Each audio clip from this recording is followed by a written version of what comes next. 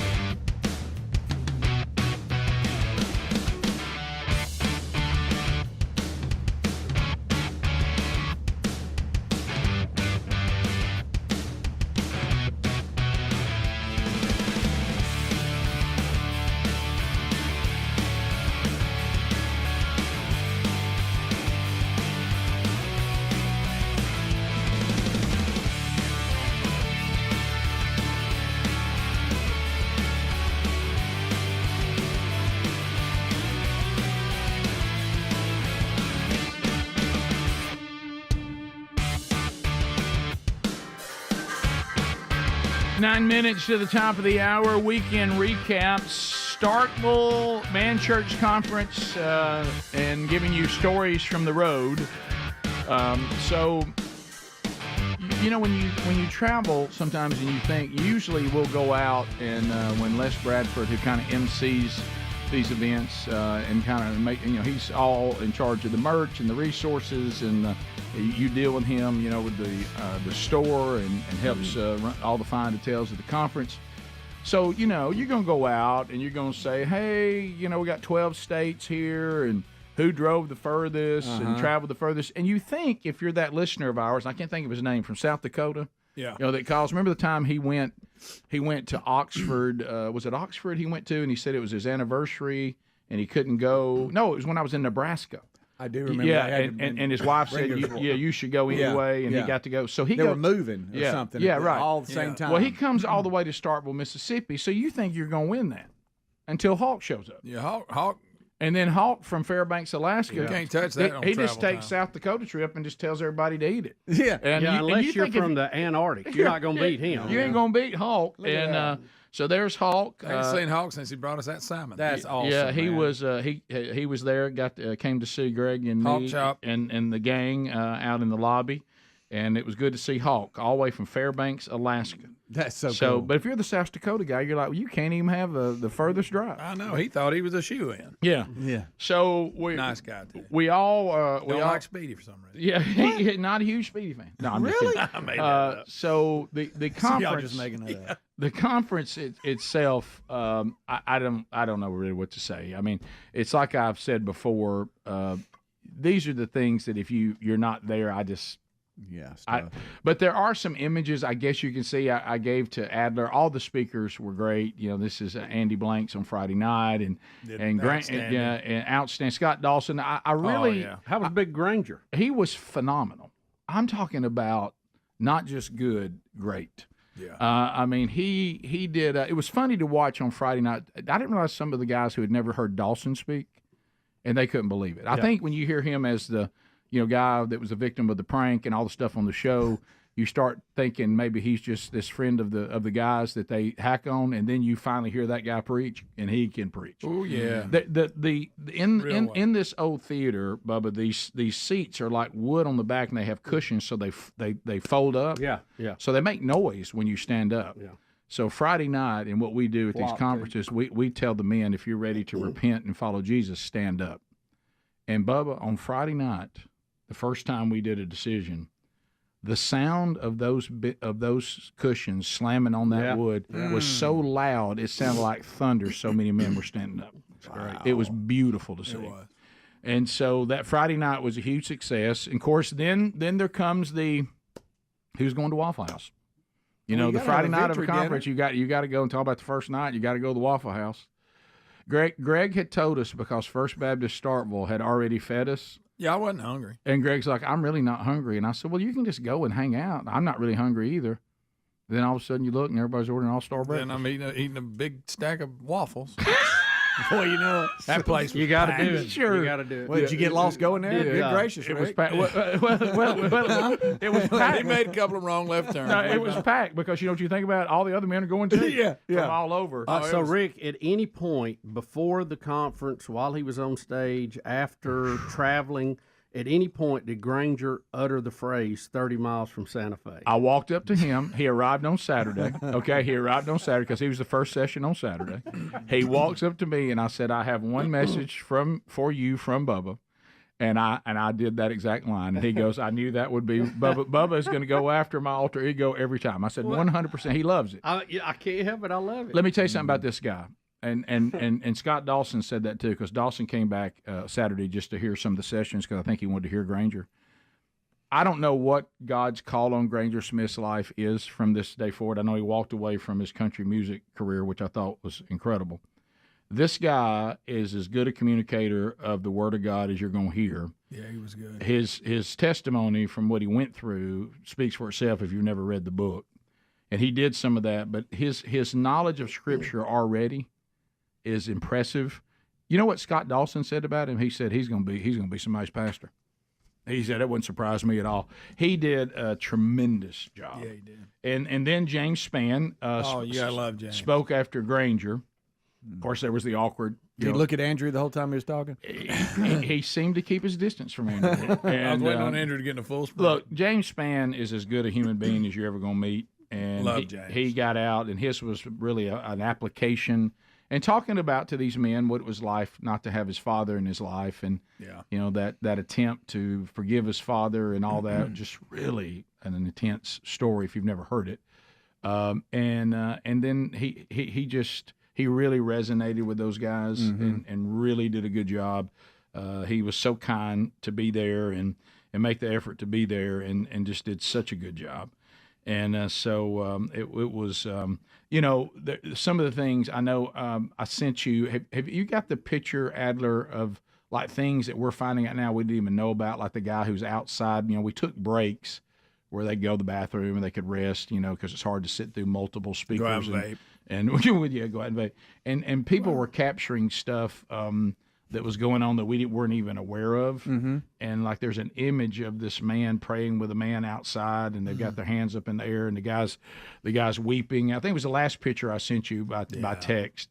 It just for time, or maybe I emailed it, I can't remember. But there was so many things that happened, and so many testimonies from the weekend that were incredible, and just that sound too. And we'll play that when we come back when we finish. But the sound of men singing in a theater like that, and the worship guys always say the same thing. It's you think you get accustomed to it. Just like there's something wonderful hearing little children sing. Every time I hear that, it moves me. Oh yeah. Women, same thing. But when you hear men singing praise and worship to God in a setting like that, I don't know what it is. There's always just this sense of no matter how bad things may seem, if men get serious about worshiping the one and only living God and following Jesus, down deep somewhere, it gives you hope. It gives you hope. Yeah. Because if the men will turn in, there's a revival. We're seeing it, not just with us, but we're part of it. But there's a revival that God has going with men right now in this country that we need to keep fueling. And it's happening. It's awesome. Top of the hour. We'll finish up the weekend when we come back. Rick and Bubba, Rick and Bubba.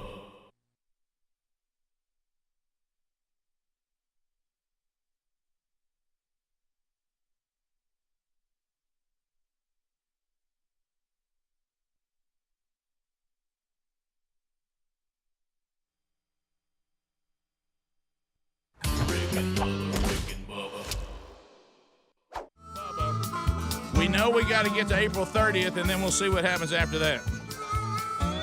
Well, good news. Only 30 days ahead of us. That's Rick. right. Now, please, somebody say it. Come on. The stone spoon, give me my relief. Somebody say it. Now, please, it's got you weak.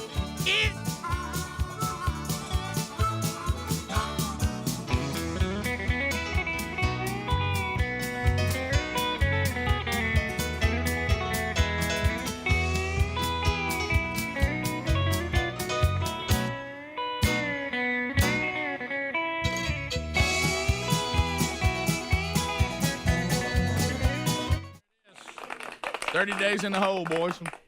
How about it? How are you? I'm good. I realized that on the joke that I pulled on April Fool's today, that I have mojoed myself. So know that I understand that, but it was worth it. I'm glad you realized that. Oh, sure. I knew it after I did. I even sat in my truck and debated it. But I thought it would be so good, and the response I got from Greg, Speedy. And really, I didn't know Hams fell for it, but then I found out later that he did, was worth it. I have to say that, and it really was worth it. And wrong.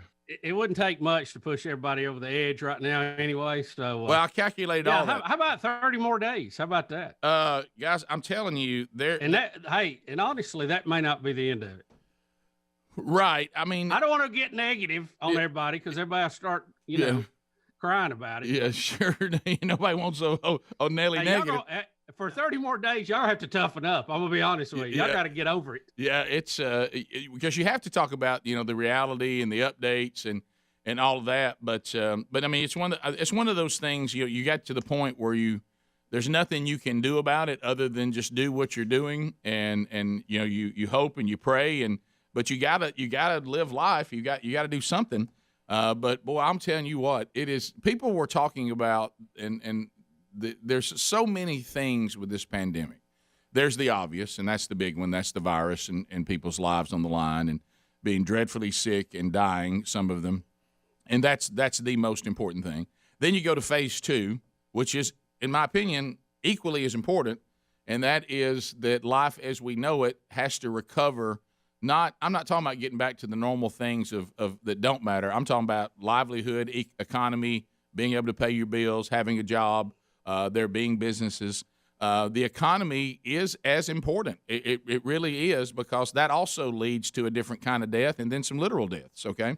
And then you get to phase 3, and that is the one that we haven't touched on that much but it's going to get there, and that is the mental condition of a quarantine society. I mean, you better get mentally tough out there, to Bubba's point, because this is playing on you mentally. I mean, it's a mental struggle. And if you're a big hugger like me, think about that. You can only hug a cat so long. Well, you never thought about, and they don't really appreciate it like a dog, No. Well, I was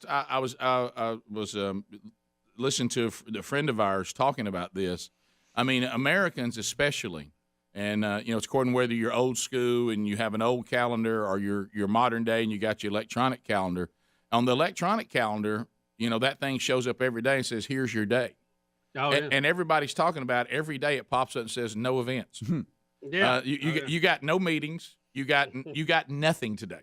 You got nothing to go to, nothing where you got to be. And I know there's some of you that are still working, and it may be a little different, but you're still only working and going home because they don't want you to do anything that's unnecessary. Yeah. So it's forgot. We had here at the studio, we had a pretty busy day just getting some stuff done, and you had an interview mid-afternoon, and so when you get caught up in your world, and then you get out on the road and you forget it's a ghost town. I mean, we were one of the only cars on the road. Look, I actually had somewhat of a work day yesterday, and I enjoyed it thoroughly. Yeah.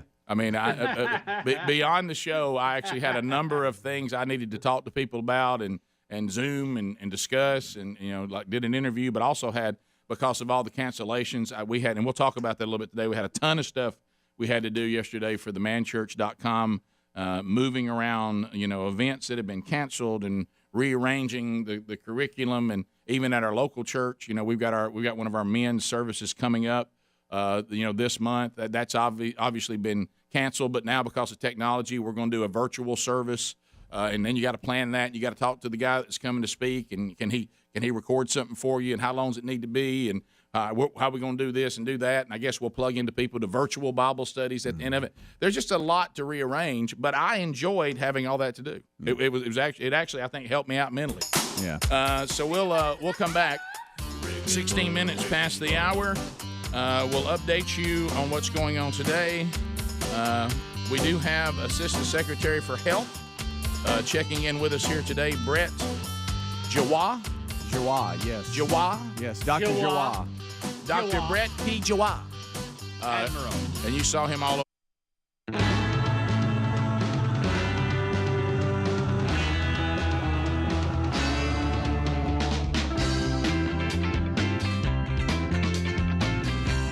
Here we go. Brand new hour.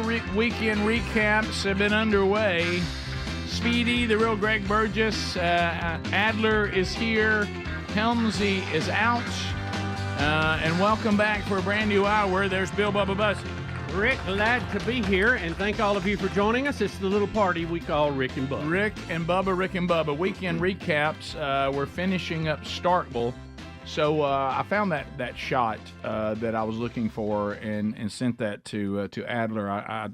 We didn't get it. Like I say, these are pictures that other people are taking now, and we didn't have it. So I was sending that to Adler and saying, hey, these are things that were going on. Look outside that we didn't even know about. These are men on the break. Here's a guy out there praying with another man who's got his hands up in the air, and they're weeping together. And we saw about the count that we came up with from counting, and most of the men that were there came with a group. What I love is we've got now over 1,000 churches that are doing the men's discipleship strategy, which means they're doing man churches and doing one of our curriculum, if not multiple curricula, as I learned is the plural. But anyway, so then they come to these conferences. They're really more like summits or retreats than they are conferences, but I don't want to confuse men, so we call them conferences. So the majority of the people you see in these seats are from a church that's doing the strategy. But what they're doing that we always try to encourage them to do, and they're doing it so well, is they're bringing unchurched men with them when they come, and then hoping this will get that man to make that decision to repent and follow Jesus. Then he plugs back in to that church when he goes back to wherever they came from. So we had about 110 men, about 80 on Friday night, another 30-something on Saturday. And looking at that, and when you're looking for those things of let's remember why we're here, I saw, and I didn't send you this picture, Adler, because the picture is not, it doesn't really speak to so much what the guy said. So you're looking on X, and you see this man standing up at one of the times to respond over the weekend, and you see the dad or the father-in-law saying, here is my unchurched son-in-law that I convinced to come with me, standing, repenting, and deciding to follow Jesus. Now think about how a father-in-law feels that the husband of his daughter now has decided to follow Jesus. Yeah.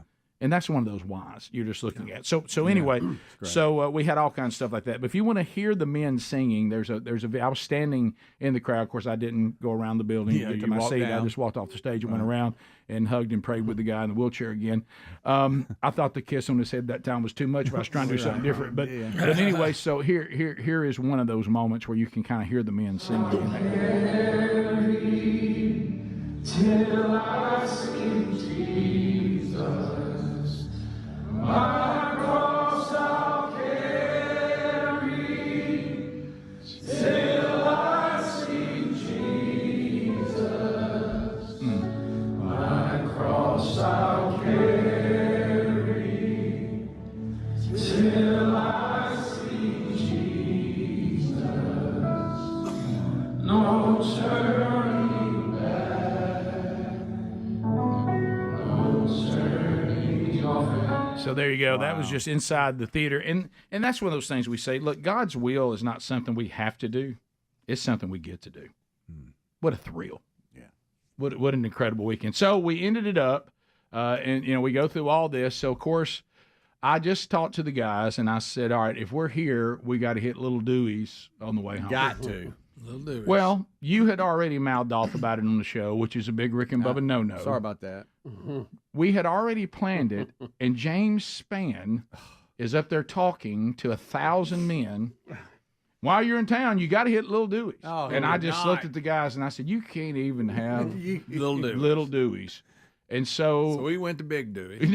Well, that was one of the things that we did, I think, got on, and I'm sorry, Speed, this is going to embarrass you. Okay. Didn't mean to upset some of the locals, but we were excited. We'd had a good weekend. We were all in a fun zone when we hit Little Dewey's.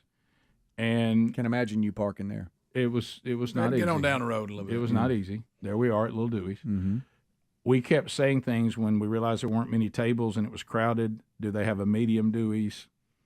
Could you show us the Big Dewey's? You kept doing that? And we kept doing that, and it got old pretty quick. Where's regular size? To the staff, I said, is there any tables at medium Dewey's? And so I did. Good gracious. I did something that was a complete waste of time, Bubba. I was in line, and I thought, well, Speedy will know what we should order. Well, I look up on the menu, and I thought I might want to eat brisket. Can't go wrong with that. Well, like an idiot, I was texting Speedy, is the brisket any good here? And then I saw the brisket was $25.99, and I thought, he ain't never ordered that. He ain't never eaten You know what this picture looks like here? Varvutis won't let Bones eat. Yeah. Every time he reaches in, he smacks it. Don't you take a bite? Yeah.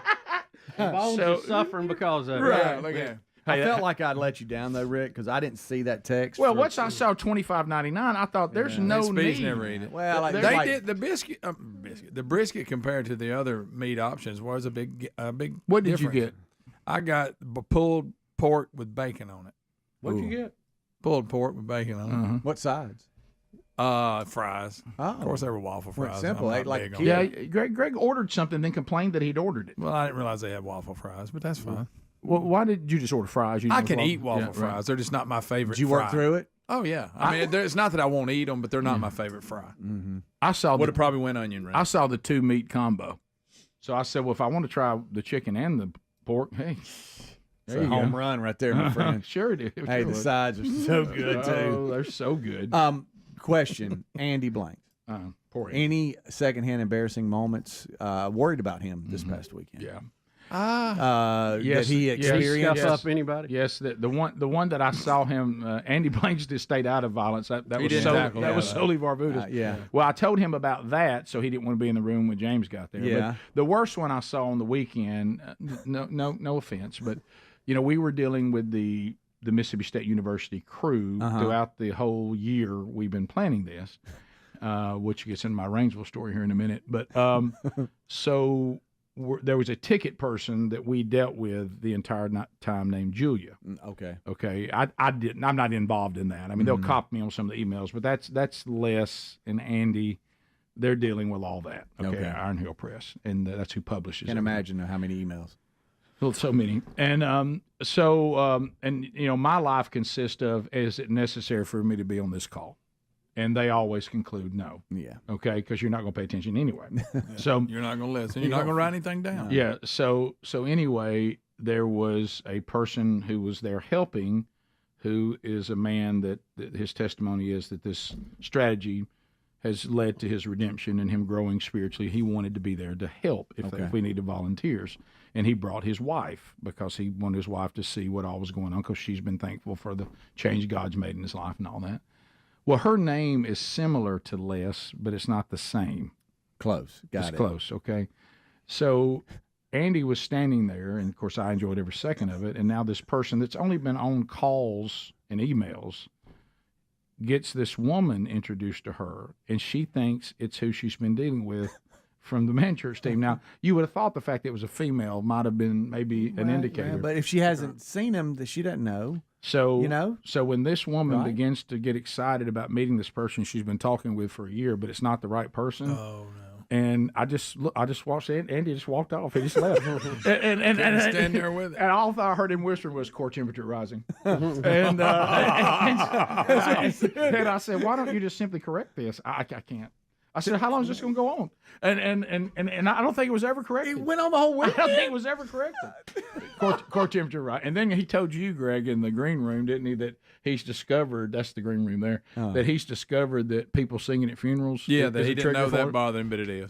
So that's a new trigger. This is a new one. So this is not everybody's in this picture, but most everybody is in this picture. The guys who, that's the praise and worship team. That's the green room people that help, which is usually the wives of the guys. So thank them. The wives did a great job with the green room. And then you got all the folks there. So that's awesome. Yeah. So it was that core temperature rising. So that was a tough one. And we y'all let her stay with it all. and we were seated, and we did eat Little Dewey's and loved it. Okay. And then we headed back. So we'll come back, and then next in the hopper is Rainsville. So now you're full from Little Dewey's, and you got the long ride back. Got the long ride back. Did baby brother go to sleep? It was fine. 'Cause I had people to tell me how to get back. I had people to tell me the best way, so I was fine. Yeah, you were good. Yeah, I didn't have to drive. Everybody drove for me again. Yeah, except for Barbados, who went to sleep real early. He didn't think we saw it. Rick and Bubba, Rick and Bubba. News last night, and he'll be with us today. We'll be right back. Rick and Bubba, Rick and Bubba.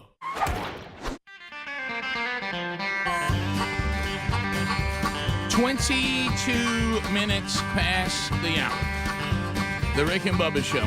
Some from the broadcast plaza and teleport, others from their homes during the pandemic. And Bubba and I were just talking in the break. Bubba, run those numbers for us. How many people in our country of 330 some odd million people, how many citizens are quarantined, meaning they are not to leave their homes? 80% of our country is now under stay-home orders, or about 265 million people. I don't know if you saw the presser yesterday, but, Speedy was saying some staggering numbers yesterday. And, the next 2 weeks are going to be terrible. We're going to hear numbers. We're going to see things. It's just going to be awful. So Bubba, we just need to mentally prepare for that. Bubba, I did not see the presser because I was watching CNN. Well, that's yeah, right.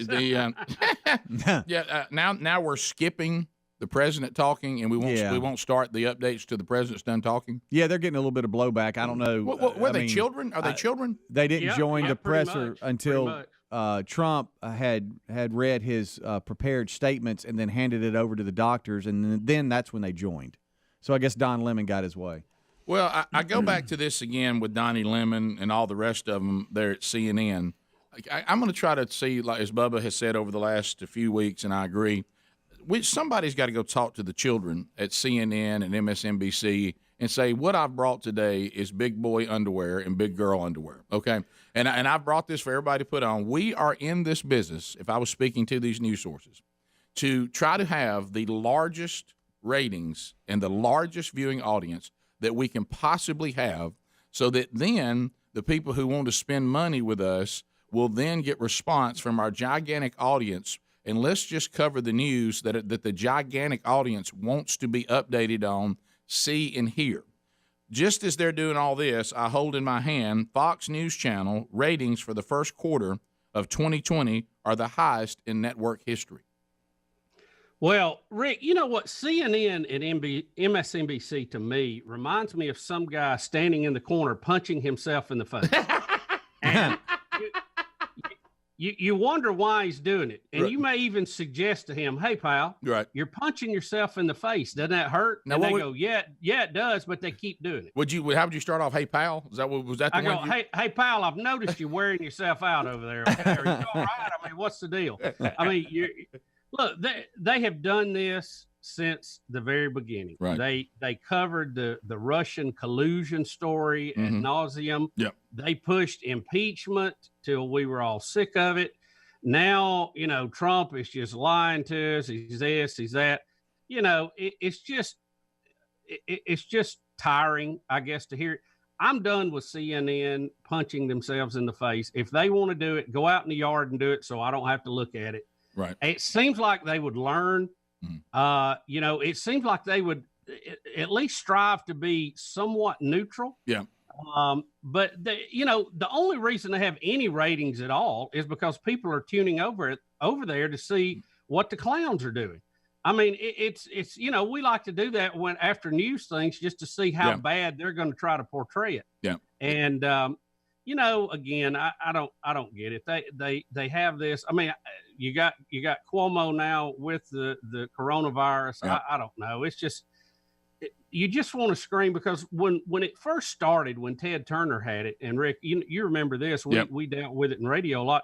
It was really a good product, and it was a good product on TV. Yep. And it just started going to the left and just went further and further. And now, if you're not some kind of quack, you don't even get a shot on that station. I mean, on that channel. So it's just ridiculous. America knows that. The only people who don't realize it are the people punching themselves in the face at CNN. You talking about old pal over there? Yeah. Old pal? Leave them to their own demise. I mean, I don't know how they pay the bills, honestly. Well, I don't either. But I go back to this again. I guess I could understand you've got some celebrity commentator or some person in an administration or in the Congress that you say, we don't want to have that guy on. What news station says let's not cover the president in a time of a pandemic? I can't even wrap my mind around that as just a person who works in this business. All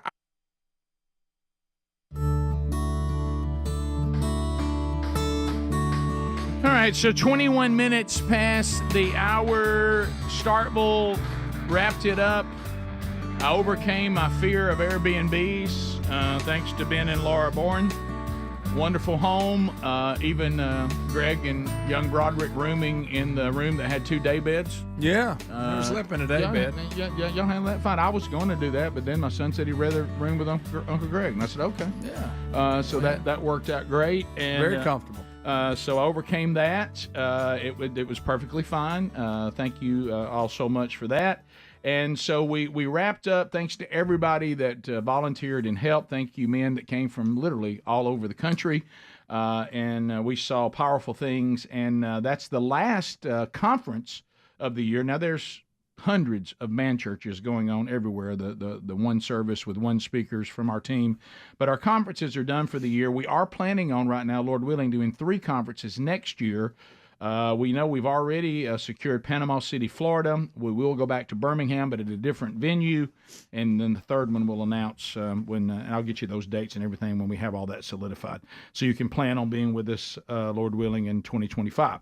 But you can catch a Man Church service near you by going to themanchurch.com, look at upcoming events. And if we can help you with our men's discipleship strategy, if you're a leader at your church or would like to be like to get it started, just go to that website. It's pretty easy to follow, but we can answer any questions you may have. So when I get home from Starkville, Sherry and I are visiting. She's asking how it went, and she goes, I know that, aren't you going somewhere again Sunday night? And I said, yeah, I'm actually going to Rainsville. They're doing a man church.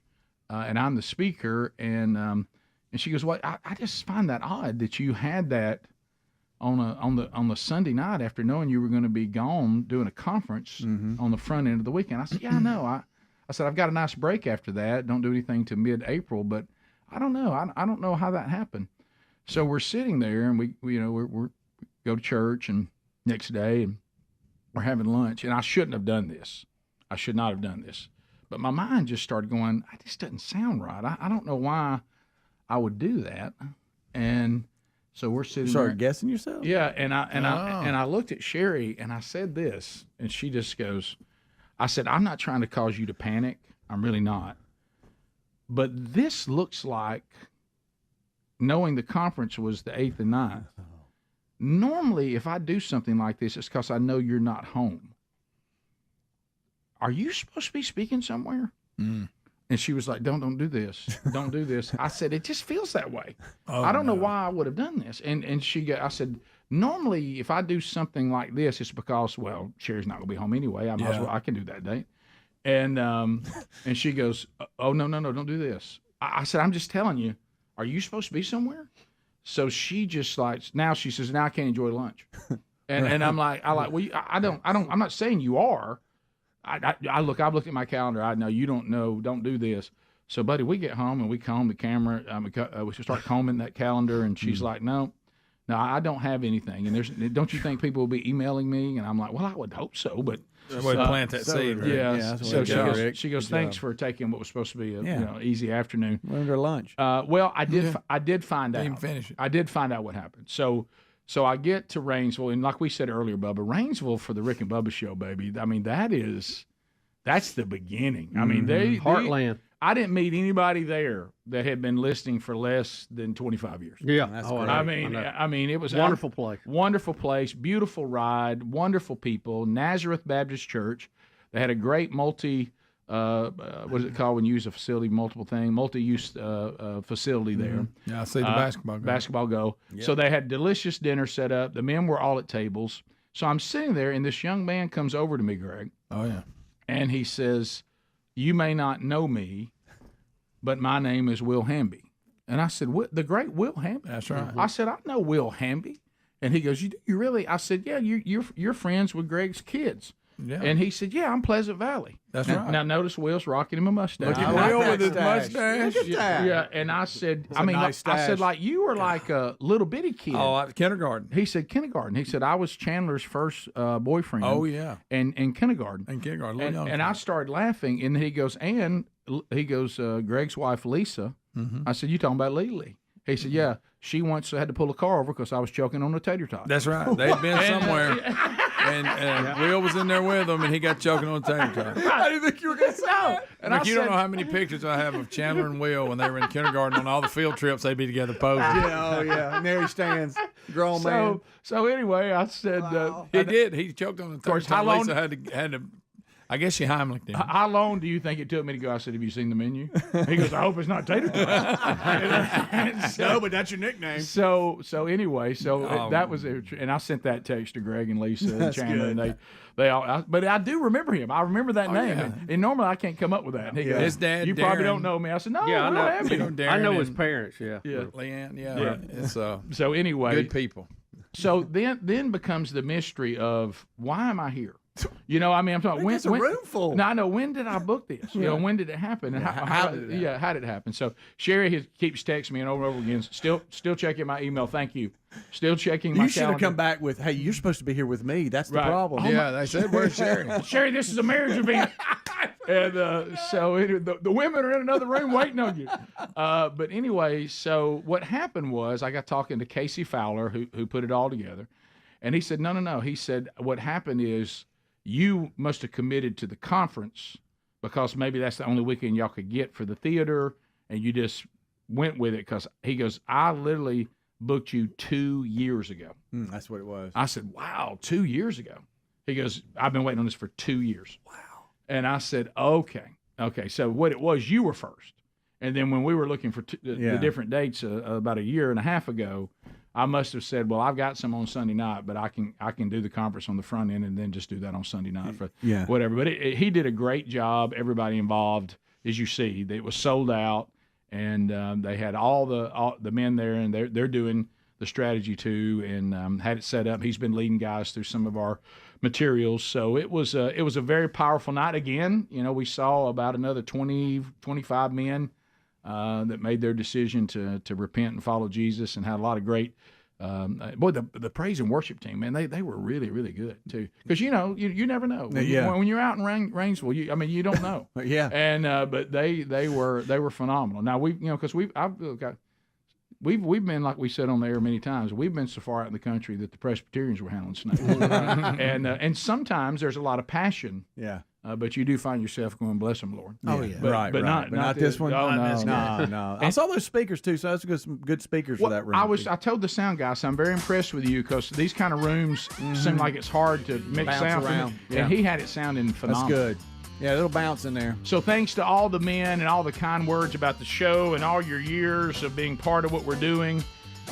So many wonderful conversations I was able to have, and beautiful Rainsville, Alabama. Thank you, Nazareth Baptist Church, for topping off a wonderful weekend. We'll be back. Your phone calls are next. Rick and Bubba, Rick and Bubba. I can't even.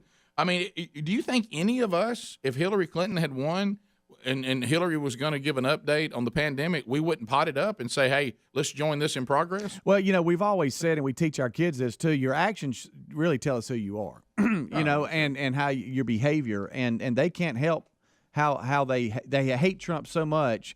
Their behavior on how they're acting now says what they really think about Trump, the country, and everything else. It seems like we could put all that aside and both, you know, be on one goal of trying to help. You know, and you could even you can have your commentaries. You can go to your editorials and rip and roar and do all you want to do and give your opinion, but just basic. I'm supposed to be a news source, right? And the president is updating us on the pandemic. We go to the president live. Just be a news station, and then you can enjoy all your editorials about he does a terrible job, and I don't like this. I don't like how he talks and all that. Yeah. Look, the president is fair game for criticism. Sure he is. Absolutely. That's what a president does. But there's a way to do it and a time to do it and a place to do it that CNN has again, they're punching themselves in the face. If the stockholders of Time or whoever owns CNN now would put me in charge of CNN, I would increase their ratings by 50% in 6 months, and they could take that to the bank. No doubt. You know what, Bubba? You know where I'd start? Let me tell you what we're not going to do. This is not going to be our answer to the question, where can I see the president update us on the pandemic? Our answer is not going to be not here. Yeah. Okay? Yeah. We're going to start by saying, well, you won't find it here. That we're gonna change that strategy the first day that Bubba and I are now running CNN. Yeah. And look, I'm going to put a counter up there, and I'm going to say, look, guys, we're going to do this. If you want to be critical of Trump, that's fine. But we're also going to tell the good things that the president's done, and it's going to be a 50-50 split. And if it's not, then somebody is hitting the pavement. Okay, that's how simple it would be. And I would go, okay, sorry, Don Lemon, you didn't make the cut. Hit the pavement. Sorry, Chris Cuomo, hit the pavement. Right. And now, then, if you want to be on a show where you debate somebody else or something, but there's a way to go about this, and we're in a war, guys. This is not the time to be so negative on the president, even if you don't agree with him. It doesn't work with America.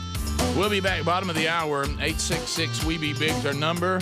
Much to cover on the program today, and your phone calls certainly will be part of that as well. We'll be right back. Rick and Bubba, Rick and Bubba.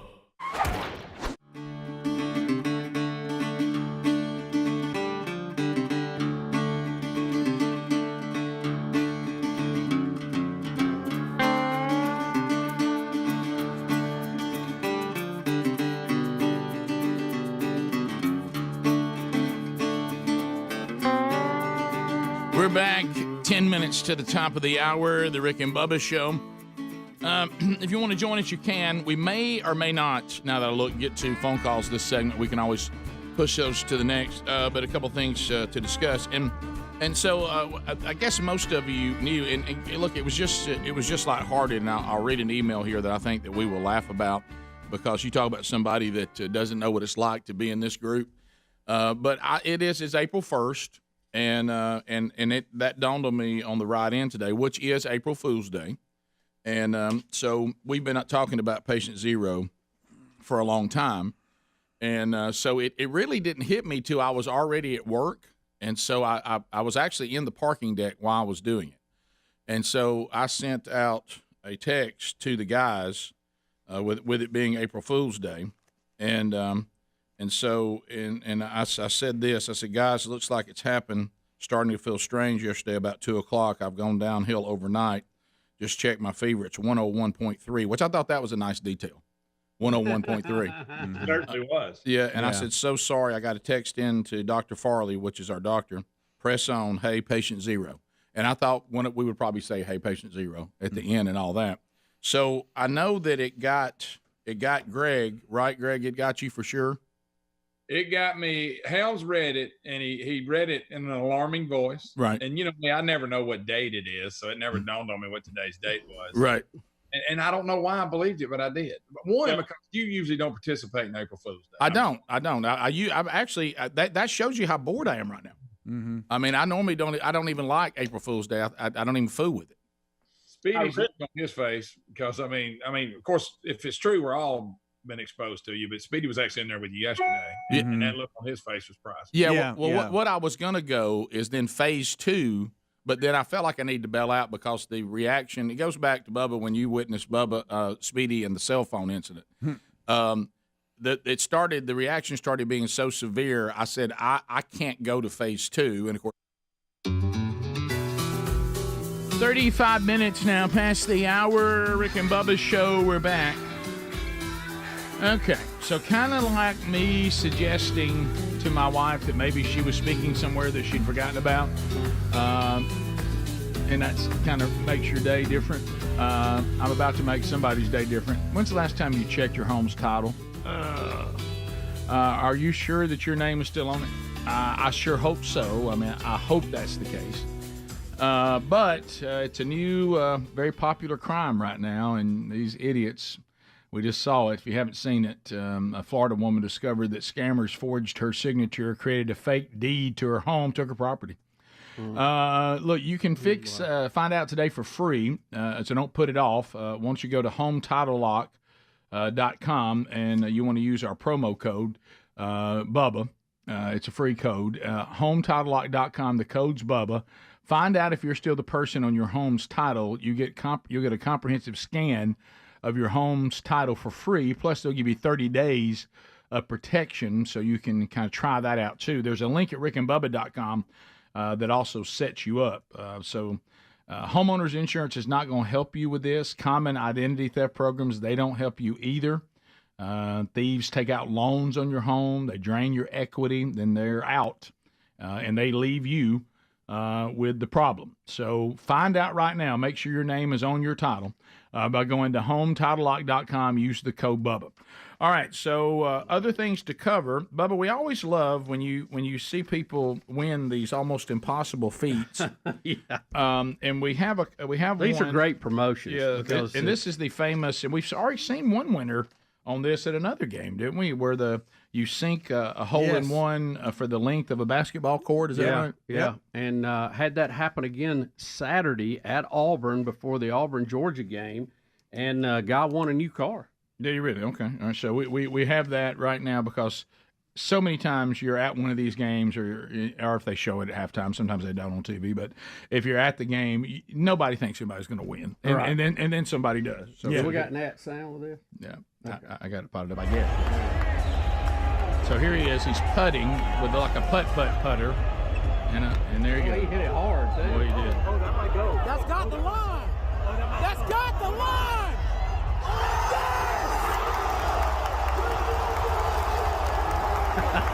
How about you kind of wish he wouldn't have gotten in the way of the shot? Yeah. I mean, that's an up-close video there. Yeah. I've got other angles just this one run. How about that? He was jacked. Yeah, he's in it. Well, he should be fired up. So that was that's tough.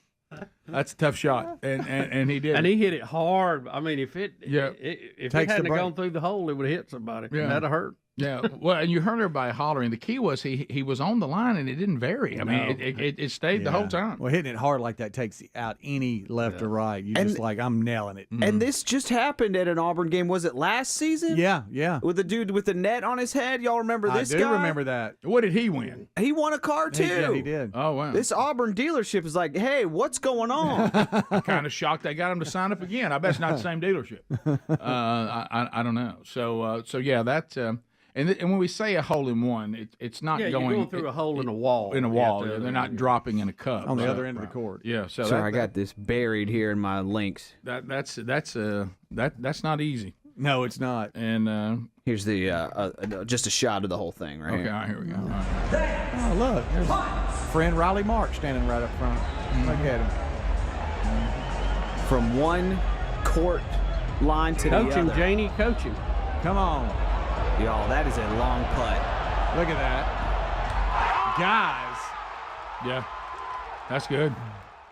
That's incredible. So, it's just so strange to see a putt that far go in. You just can't hardly imagine. You're like, well, it just seems weird. So now we have pro mini golf. Now is this putt? Putt for the fun of it. I think they call it the fun of it. I think they call it mini golf because it's men, and they take it seriously, very seriously. Yeah, but that's what it is. We used to watch the pro tournament when we were kids. Mm-hmm. I mean, it is intense. This is Sweden versus Germany at the World Championships. International, huh? World Championships here. Yeah, right. I love how serious they are, and then you look at what they're doing. Right. Yeah, right. I mean, there's a clown in the background, and they're very serious about it. Yeah. Yeah. Who's out there getting the footage for us? Cross grip. Right.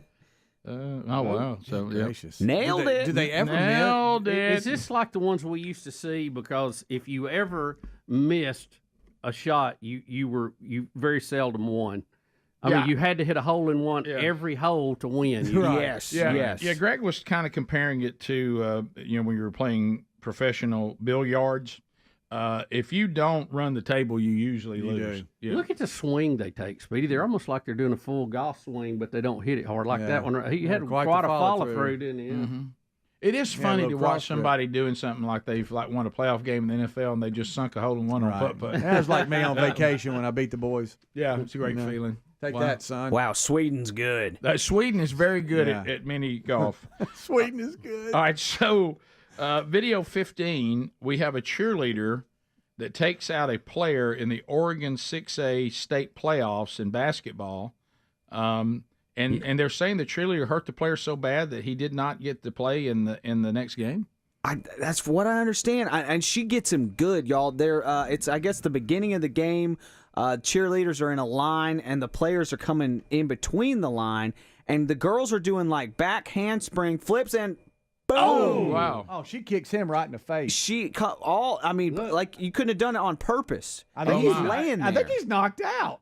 She hit him like a mule kicking. I think she caught him behind the ear even. Yeah, it looked like on the side of the head, maybe where the temple was. Click. Oh, he literally didn't know what hit him. No. He has those straight arms. It looks like he's knocked out. And you know how you're supposed to get your whole body weight behind something when you kick it. She definitely does. She has her whole weight behind it.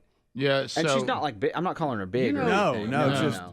When you see somebody flip, it's impressive. When you watch it in slow motion, it's even more impressive. Yeah, I don't know how anybody can get their body to do that. I certainly can't get mine. Here's jogging. I'm okay. I'm fine. I'm really stepping up. I'm about to play. I'm about to play. And bam. I'm out. And you know the way your legs are following your body, it's like a whip too. There's no telling. Look, she's like, okay, that didn't feel right. I hit something. I know that something was back I don't know how he was hit. When I see that, I find that hard to think you couldn't overcome that. I thought he would like twisted a knee or. To Adler's point, it looks like he got hit right behind the ear. Did it knock him out or something? I guess so. I think so. He's not. He was. It seems like you could get up and suck that up. I mean, get up, son. Yeah, I mean, you can't lay down. Shake it up. You got to get up. But if he got hit right in the temple, Rick, it could have. I mean, was it back here? It was back here. Was it back here behind the ear? Look at it again. It looks like he hit him in the side of the head. It got him. I don't know if it's front or back, but it's right in the side. He couldn't play in the next game or play in the game? Is that an add-on?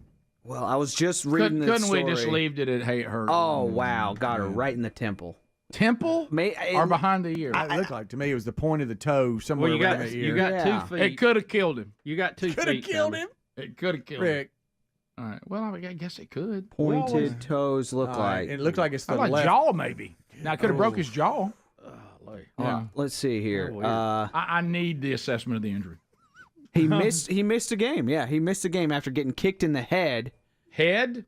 Kicked in the head. Mm-hmm. Does it tell us what happened to him? Where in the head? Concussion, he broken fell jaw, immediately. Broken eye socket. He bit did his not tongue. play in the game. There's no statistics available to see if he missed a second game. He is 6'1" and is senior. All right. Good night. So speaking of injuries on the court, hey, y'all were missing a key player. What happened? He got kicked by a cheerleader. Yeah. What was she doing? Back handspring. Yeah. She kicked him. Okay. Yeah. Couldn't go. Where'd she kick him? Blow his knee out? No. In the head. Okay. 2 games. Wow. That's so the women's basketball tournament was going on in the SEC. We talked about that, and South Carolina ended up winning. But LSU and Ole Miss were playing. We come home from baseball games to my parents' house Sunday night. We're gonna have a birthday party for my mom. Everybody's there, and he has Ole Miss and LSU on. The women are playing. Next thing I know, I look and there's a stretcher on the court, and they have one of the girls in a neck brace, and she's down. Maybe fell off. And I don't know what happened. Fell off a pyramid or something. Well, no, he was one of the players. I mean, it's like, hey, I've never seen that before, and I think she came down under the goal in a weird position, I guess. I don't know, but I'd never seen that. It was a player or a cheerleader? A female player in the women's SEC basketball you said women, tournament. So I thought cheerleader. No, their tournament was going on, and she was like straight up on a stretcher. They come out, neck brace and all, and wheel her out. She had a hard fall behind the basket late in the Tigers game with Mississippi on Saturday night. I'd never seen that. Phone calls are next. Wow. 866-WE-BE-BIG. All 10 lines are available. Anything that you want to chat about, we've talked about quite a bit, you can chime at 866-WE-BE-BIG. Rick and Bubba. Phase 2 was the discussion of who I've exposed. You know what I mean? Yeah. Well, Rick, I didn't bite on it at all. I knew what day it was, and I knew you, and I'm shocked that the other ones went so quick. Well, I'll tell you. On me, guys. It's completely on me. That's what I was going to say. Let me tell you why. Because, Rick, we were about a minute from coming back on air. Right. And Greg and Speedy were your timing, and I don't know if you meant for it to be like this. No, I was listening.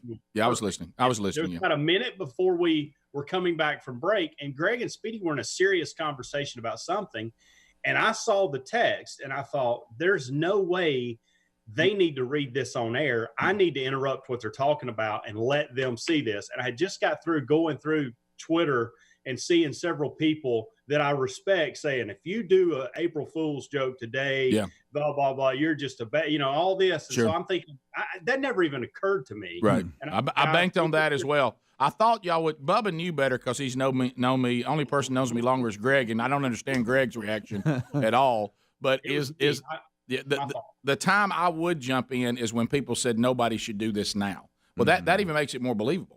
You know what I mean? And then I was listening because I said if I do this during a commercial break, they'll have too much time to work it out.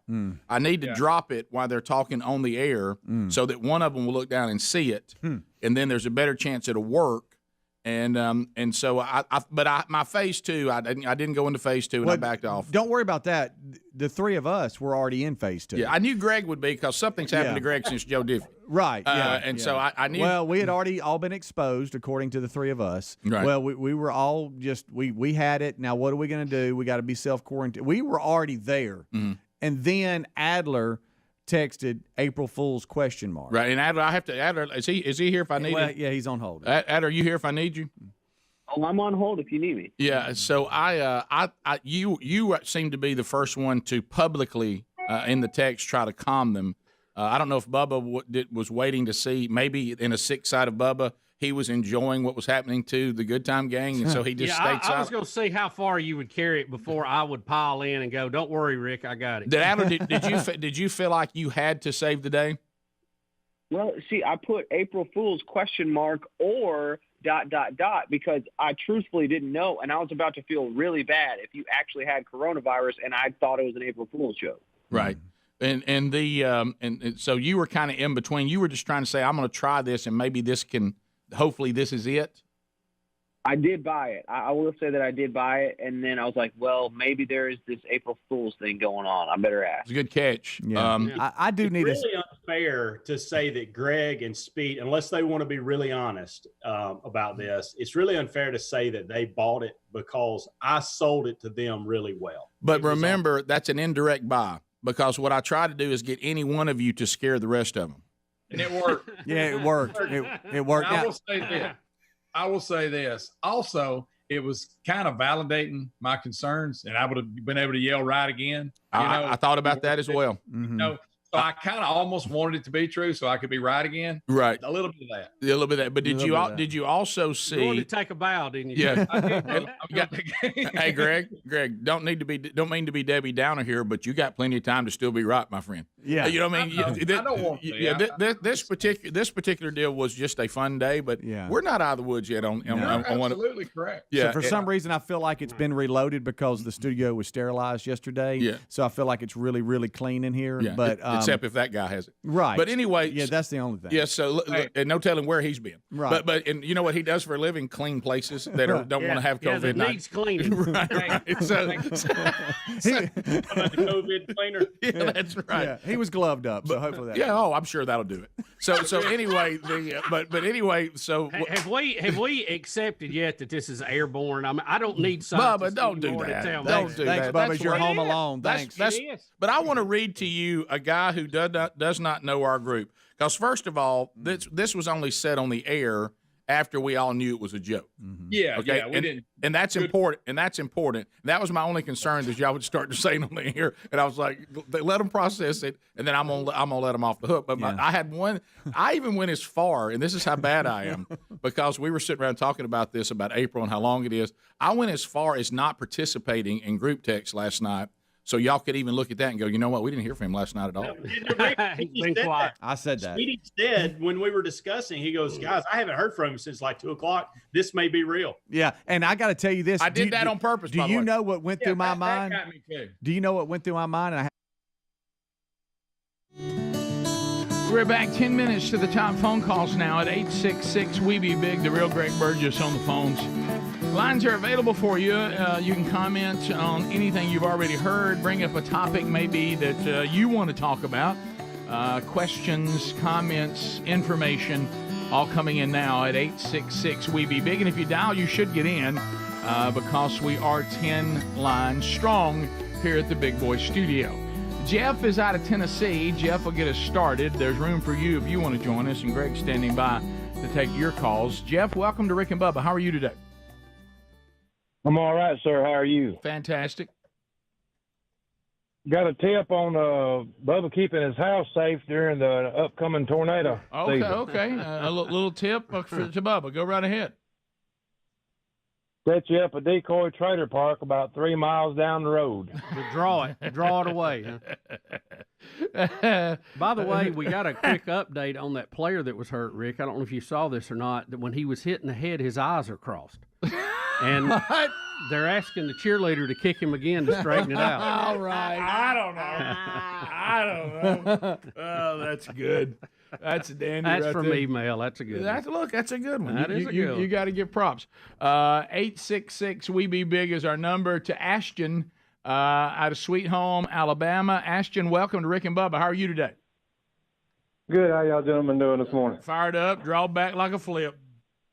I feel you. Hey, I just wanted to give a shout out to my wife. It's our first anniversary. Oh. Did you call earlier? Did you call earlier in the show? I did.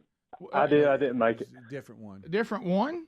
Okay, because another person said it was their first anniversary today. Oh, cool. A lot of firsts. Yeah, a lot of first anniversaries today. I also wanted to give a shout out that we got a baby girl on the way. So all right, awesome. You got a lot going on, buddy. Congratulations to you and your wife. 1, 2, happy anniversary, baby. I got you on my mind. Kentucky's Big Tate standing by. Tate, go ahead. Good morning, boys. I'll try not to get tickled today like I did the other day. That's all right. If you get tickled, you get tickled. I'll stay tickled, it seems like. I was flipping through the TV the other day, and I just texted Adler this. Professional pillow fighting. You got to look it up and watch it. I laughed my butt off. I thought, yes, professional pillow fighters will last about 90 seconds. They get one round, and it is flipping hilarious. Now, are there different categories? Do you go by weight? Do they separate men and women? Is it everybody at one time, one-on-one? How's this work? It was one-on-one, man versus man. And these guys are black belts, jiu-jitsus, all this stuff. I mean, I thought, what in the world? Professional pillow fighters. Mm-hmm. All right, we got people that got their faces painted. And they just sling pillows at each other. I just, well, that's pretty good right there. But is it fake? It doesn't look fake. No, what I've watched, they're wearing How each other heavy is out. that pillow? I don't know. I mean, what if you slip a brick in there? What happens? Are we hurting that bad for entertainment? I mean, has it gotten that bad? It's one of those ESPN Ocho, know, things that you see sometimes. But yeah, I think there's actually the professional. Okay. I think that's circuit or something. So what does your kid do? He's a professional pillow fighter. Okay. Let's go to Jack. Jack, welcome to the Rick and Bubba Show. Go ahead. Go ahead, buddy. Yeah, there's a video floating around out there on TikTok about an ex-tour manager from local country legend Duke Ryan, right? Duke? He got fired. Duke Ryan. Uh-huh.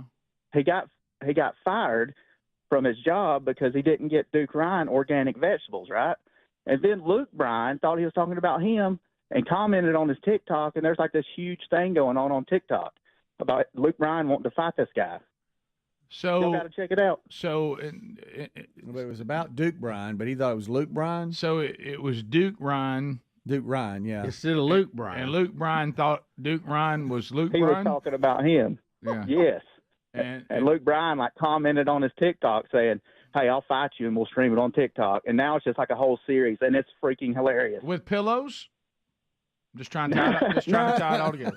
Just trying to tie it together. Hey, all I got to say is Did y'all see or something? There was some ruling that we have banned TikTok from America. Somebody said something over the weekend. There was some kind of ruling.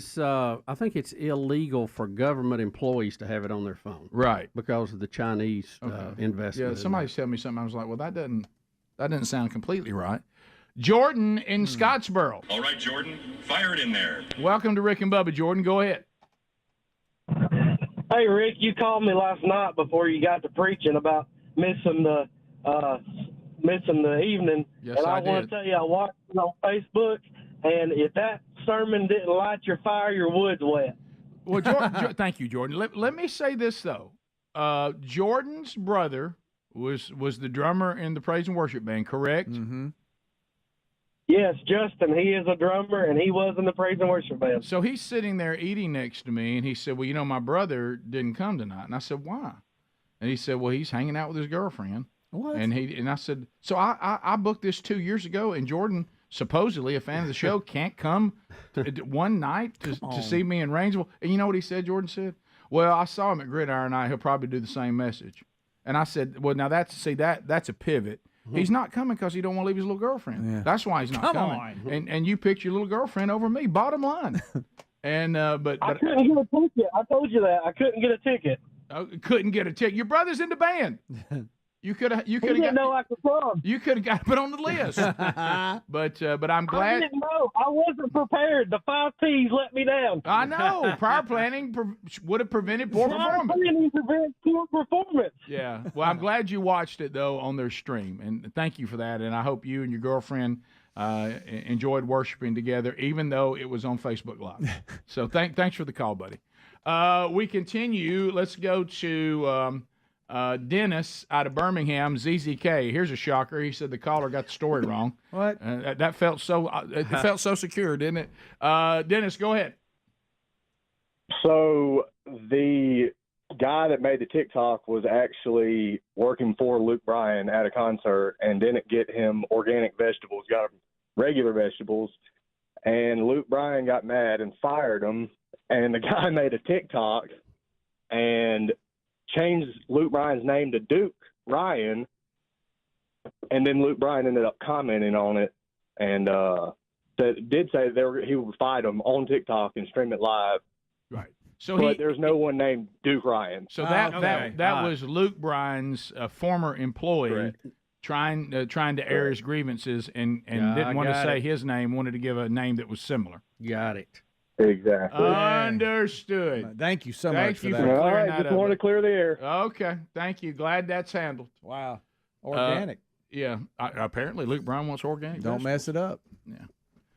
The only thing is, you and I both seen these documentaries on. We don't exactly have the most stringent standard to meet to call something organic. Yeah. You know, and so, it's maybe a stretch. I think Luke would be okay if I just got him regular carrots, don't you? Yeah. Was it carrots? No, I just threw carrots in. No. It was vegetables. It was vegetables, some kind of vegetable. And he wants organic apparently so much he'll fire you. Somebody says it's a satire account too. I don't know. Well, I don't know. Who knows? Who knows? Top of the hour. If you leave us, have a great day, and catch any part of the Rick and Bubba show you may have missed on the daily archives. Check our website, too, Rick and Bubba, spell out the word and.com. Have you shopped at Rick and Bubba's store? Picked up your Rick and Bubba swag for the 30th anniversary? Need to. Rick and Bubba, Rick and Bubba.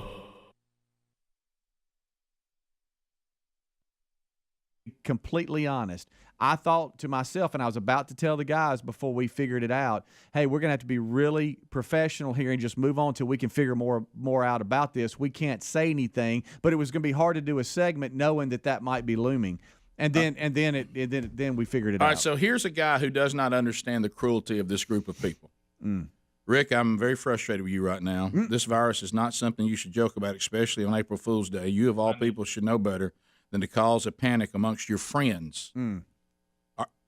Sir, in all fairness, and I said this back to him, this is not a joking matter. What I just did to them is nothing compared to the things we do to each other all the time. Right. This is mild. I said inside this group, us doing this, and I certainly wasn't going to do this on the air and try to panic people or my family or anything like that. But to panic these guys is so nothing compared to the things that we do to each other all the time. I mean, they're mad because they didn't think of it first. Right. They're not upset. They're not like holding any grudge. You know what they're thinking? Well done. Wish I'd thought of it. Yeah, and mad that we fell for it. Right. So I need a staff ruling before we go to break.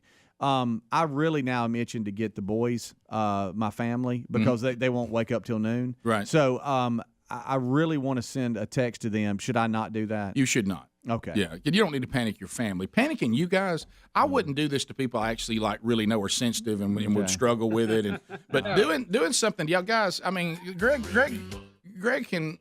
I mean, you guys, come on, man. Okay. The things we say, the things we do and say. All of us live to have one of us down in the barrel, and we can just kick them down the hill. Right. We live for that. Okay. You know, so. Well done. I'm glad I did it. I'm glad some of you bought into it, and I enjoyed it. And it may mojo me, but it was worth it. Rick and Bubba, Rick and Bubba.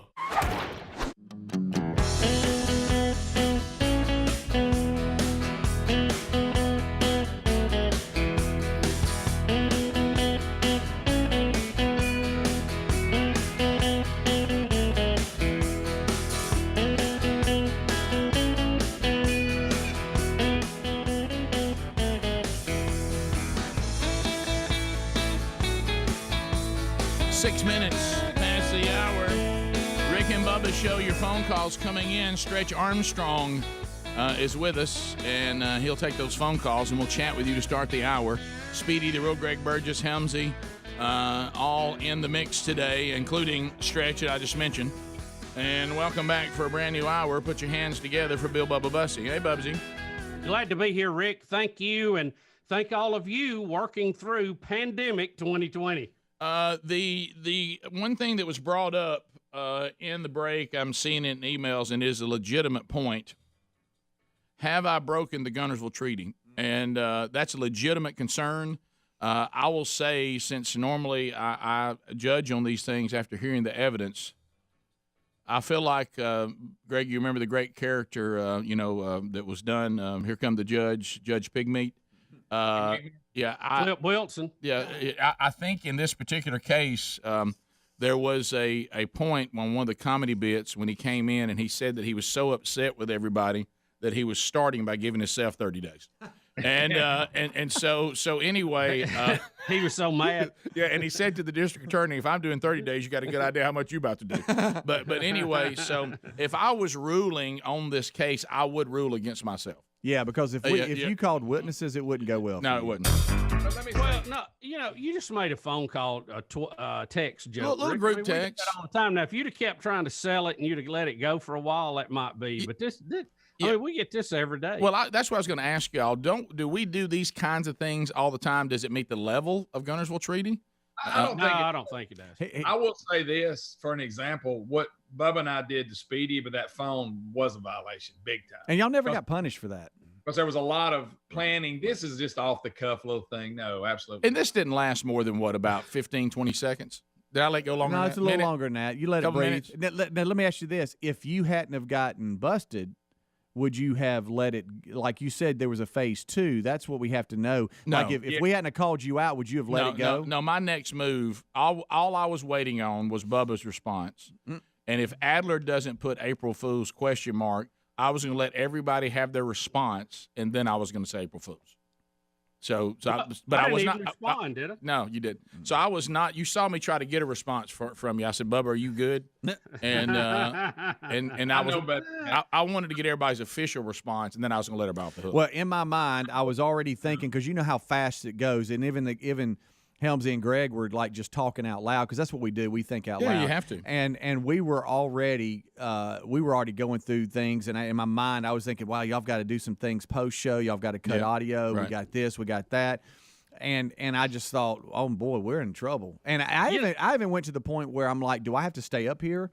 You know what? How do I function? All these thoughts. I was already thinking it was April Fool's, and Rick, seriously, this morning I thought, well, I'm sure Rick's he's going to announce he's got the coronavirus today. So I'd already thought about it. Well, if you opened up you went to your file cabinet and you pulled out the file on Rick Burgess and you laid it out before you would have said, "Hey, today everybody look for Rick to have coronavirus." I mean, absolutely. If you pull the file out. Because, see, I get those texts a lot of times going to work anyway. Hey, man, got a fever. Can you handle it? Good point, Bob. Well, I will say this, Rick. I'm disappointed in myself. Now, Speedy and Hams, they still thought Megalodon was real. So I knew don't. Okay. Now let me go back to all of you that say, "Hey, man, whatever. And there's a lot of people that love it and all this. But the ones that said that over the line, here's the thing I want you just to make my point, okay? I'm going to run through what's just happened. If you're just listening, this is what's happened. Okay. There's not one person that has said yet, we were worried about you. Not one. I mean, everybody has talked about how it would affect them. You know what I mean? Oh my goodness! Now, how are we gonna get the stuff done today? Am I gonna have to stay at the studio?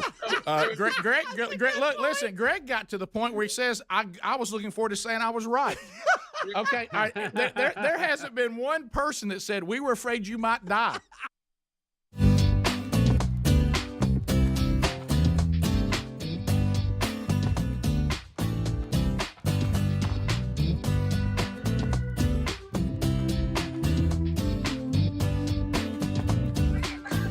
Here we go. 7 minutes past the hour.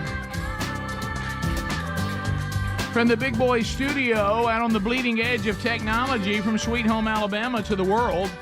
Thank you for being here. Speedy, the real Greg Burgess, Eddie Van Adler, all here.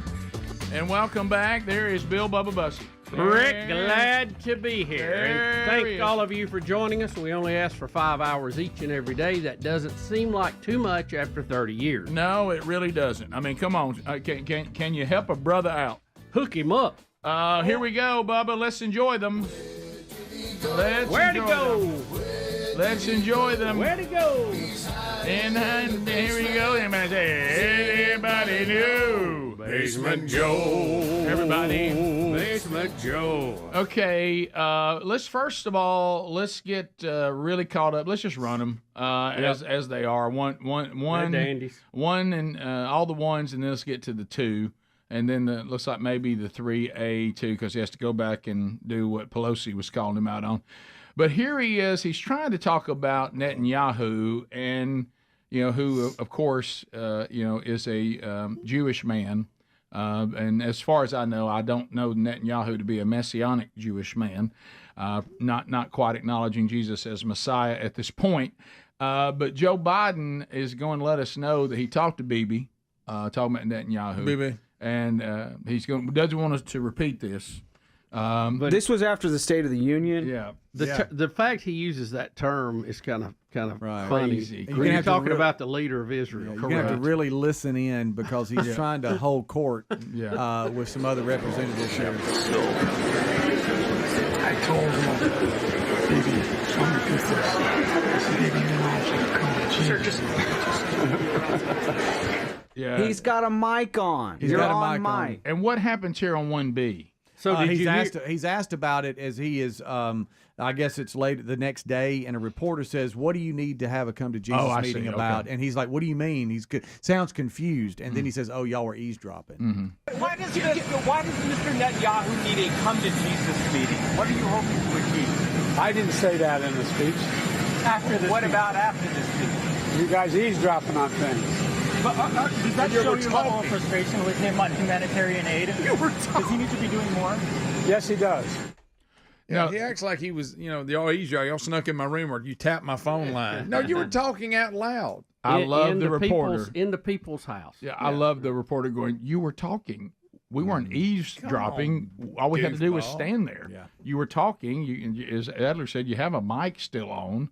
We heard it because you said it in front of us. I didn't say that in a speech. I can't imagine being his handler because you can see the handler come in and touch him on the shoulder saying, Mr. President, we need to go. Mr. President, they can hear you. We really need to wrap this up. And, Oompa Loompa. Yeah, and I'm sure that Netanyahu will really stand to attention when he hears this Nimrod wants to confront him about how he's behaving with Gazma. Oh, Biden wants to he's mad at me, boy, I better get my act together. Doesn't he just cast the fear on you? And making the comment, come to Jesus meeting. I'll tell you who needs to have a come to Jesus meeting is Joe Biden. Mm-hmm. Next, here's Biden fumbling around. He says we made a mistake. We went after bin Laden till we got him, but we shouldn't have gone to Ukraine. Yeah, he didn't mean to say Ukraine. He didn't mean to say that. Yeah. So here I sat with him and I sat with the war cabinet. I said, look, don't make the mistake America made. America made a mistake. We went after bin Laden till we got him. But we shouldn't have gone into Ukraine. I mean, we shouldn't have gone into the whole thing in Iraq and Afghanistan. It wasn't necessary. wasn't necessary. It just caused more problems than it raised, than it cured. Oh my goodness! Wow, Bless there his you go. heart. Hello. Help him, Four Lord. more. Hello. Help him, Lord. Hello. He's on the praise team. Help him, Lord. All right. So now moving, Pelosi did not like when he went off script on the State of the Union and had the audacity to mislabel a murderer. Right. Because I know we wanted the murderer to be labeled correctly. Yes, very important. We get our terminology right. And Pelosi wants words are everything. Yes, Rick. she wants to tell the Laken Riley family, just so you know, your daughter was not killed in cold blood by an illegal. She was killed in cold blood by an undocumented citizen. Mm-hmm. And I'm sure. Let's be sure. I'm sure the comfort was hard to describe at that moment. Right. So he is now going to be asked if he now regrets, now that he's been back to his team, using the word illegal to describe the murderer who killed a woman in cold blood, who went out on the job. Do you regret using the word illegal to describe immigrants last night, sir? Well, I don't regret it. Technically not supposed to be here. Can you help me with Then that? he was a criminal. So he's saying he was illegal. Technically. Well, yeah, he was illegal. He's substituted technically not supposed to be here for that. Right. Well, I know that's probably what the left was looking and for. since then, he's come out even more and said, yeah, I was wrong. I shouldn't have used that phrase. Do y'all want the longer sit-down clip of him addressing that as well?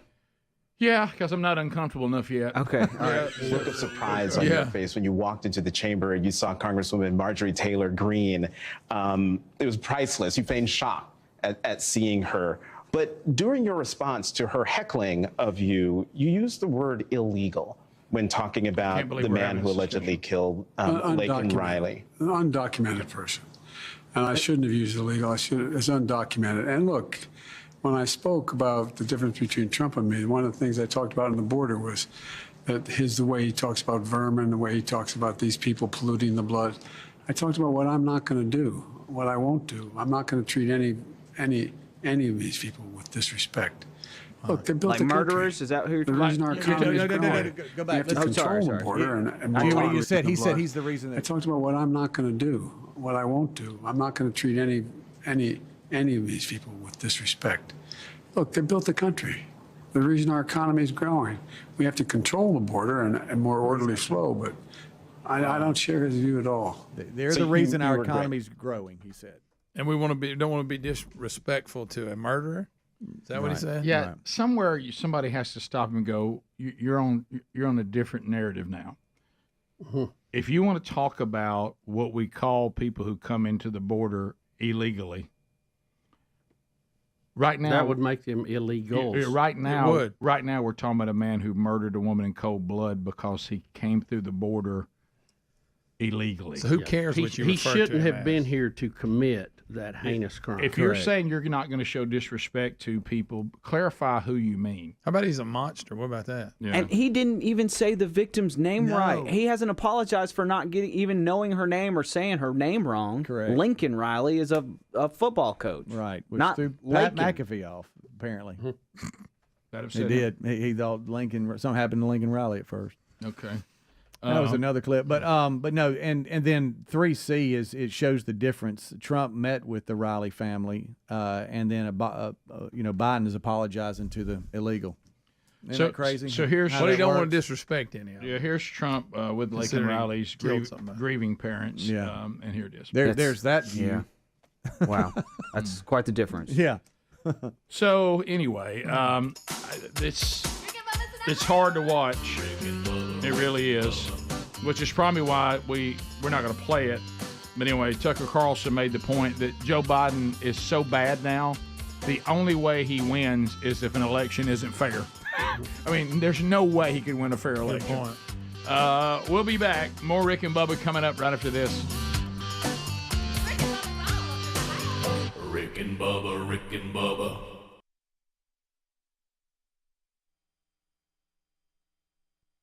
Not one. I mean, all everybody did was says, now he's kind of assed it up for the rest of us. You know what I mean? I mean, it suddenly became all about everybody else. Oh, that's good. Yeah, and Hey, Bubba, you need to proofread what you just typed in the messages. You need to proofread. Oh, man. no, what did he say? What did he say? What did he say? Is it just to y'all? You see it? Yes, I see it. Is it just to y'all? Yeah, so I guess. I don't know. Wow, see, okay. So, Yeah, I should have had an S in there instead of a D. My bad. Yeah, the word before it makes it really changes a whole lot of it. You know, I basically was asking Helms to ask his wife what the patient load was yesterday at work and if they're real busy or not. That's all. Well, Greg, what did Bubba type? I even want to know. You don't want to say off air, Rick. Okay, Right. you can't say. He's already called one guy's last name Sodomite. Yeah. All right, so I mean, no, I said Semonite. Well, Helms, what's the answer? I gotta know. Rick, sing. You know what that means for the rest of us, right? All right, Yeah, so Rick, that's a great point, Bob. yeah, so y'all don't feel bad for them. They don't care about me. We didn't do that. Not one of us. How would that affect all of us? You're so right. It's all about me. Hey, it looks like I'm right again. Thanks for your concern, Greg.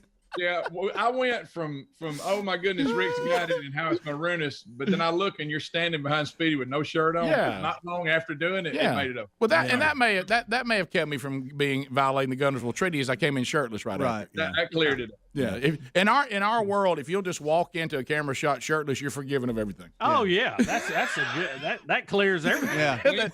Is that your reset back to zero, Bubba? You start over. You know, until you brought that up, Rick, I have not thought about it. Not one. Even in our conversation, Don't feel bad for did these one guys. person say, "Man, I hope he's going to be all right." That's not Don't good. feel bad for these guys. You know what I mean? You know what this is? It's the same way that Seinfeld couldn't figure out how to end their show. Yeah. They said none of us are redeeming. No. We have no redeeming qualities, and none of these characters. So don't feel bad for these guys. They ain't That's so nobody on the good. planet more cruel than this bunch. Number one, they were mad they didn't think of it first. Right. And number two, all they could think about was how it affected them. Yes. And then Greg was saying, I get to say I'm right. Yeah, that's it. Right. I tried to warn everybody. That's the response. Yep. So don't nobody feel bad for them. All right. They had it Good coming. point, Rick. Dadgummit. Point well made. All right, we'll be back. 14 minutes past the hour. 866 We Be Big is our number. Our website's Rick and Bubba, spell out the word and.com. We'll come back, we'll talk a little bit because I know we're going to talk to the Admiral coming up here at the bottom of the hour. Very good. And so I'll tell you something interesting about the Bible study today, too, and some things that went on. It's interesting. We'll be right back. Rick and Bubba, Rick and Bubba.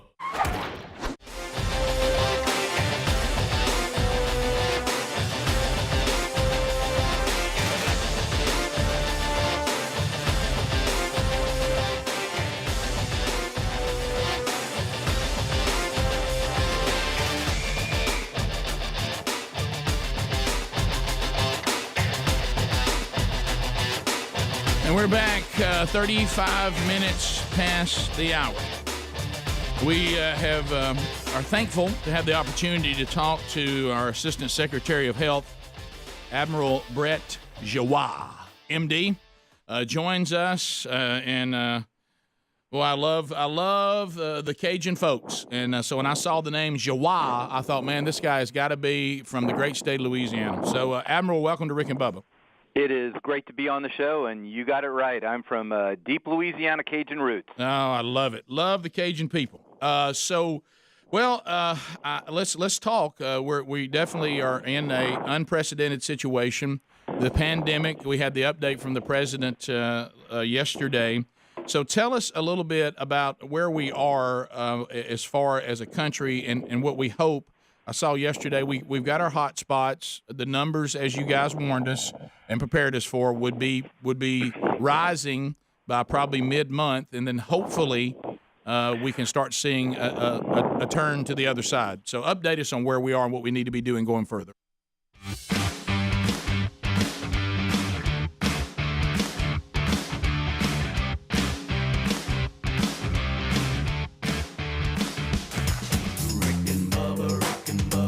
Pass the gravy, please. Rick and Bubba, Rick and Bubba. 20 minutes past the hour. Rick and Bubba, thanks for being with us. If you miss any of the show, don't forget the daily archives on our YouTube channel and our podcast channel.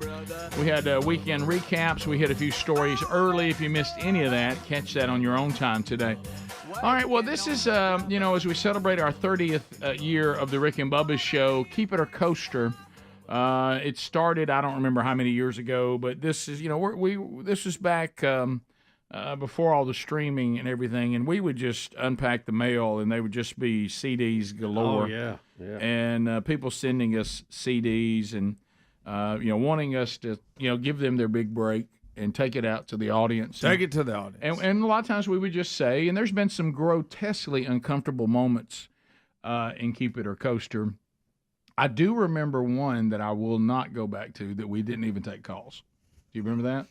We made an executive decision. I do remember not that. to take calls. I do remember that. It was just too close. We also have the horrible. Well, let it go. We got. But I'm sorry, it's going to come up every time. Yeah, it does. I can bring it up. The great invitations, I like all it. Greg refers to it. Some people call it the Misty Pain moment. Greg calls it the great invitation. Golly, it was so uncomfortable. And it wasn't a bad song. It really wasn't. Well, you got to be careful if you don't get the audience stirred. So the audience. These artists do this of their own free will. We are not grabbing people's stuff and taking it from them. No, holding it hostage. He's been a reoccurring character here on the program and a little bit of an aggressive caller, and also appears at appearances at any moment. You never know when he'll be there. And we're talking, of course, of Rapping Romeo. I saw Romeo that way. He delivered this music to me at Hendrick Hoover Auto Mall. Sure, category. I hadn't seen him in years. He appeared almost out of nowhere with me in Prattville one time. But it's around Montgomery. He's in it. He does. But anyway, and he's always got the latest something, either a book or a song.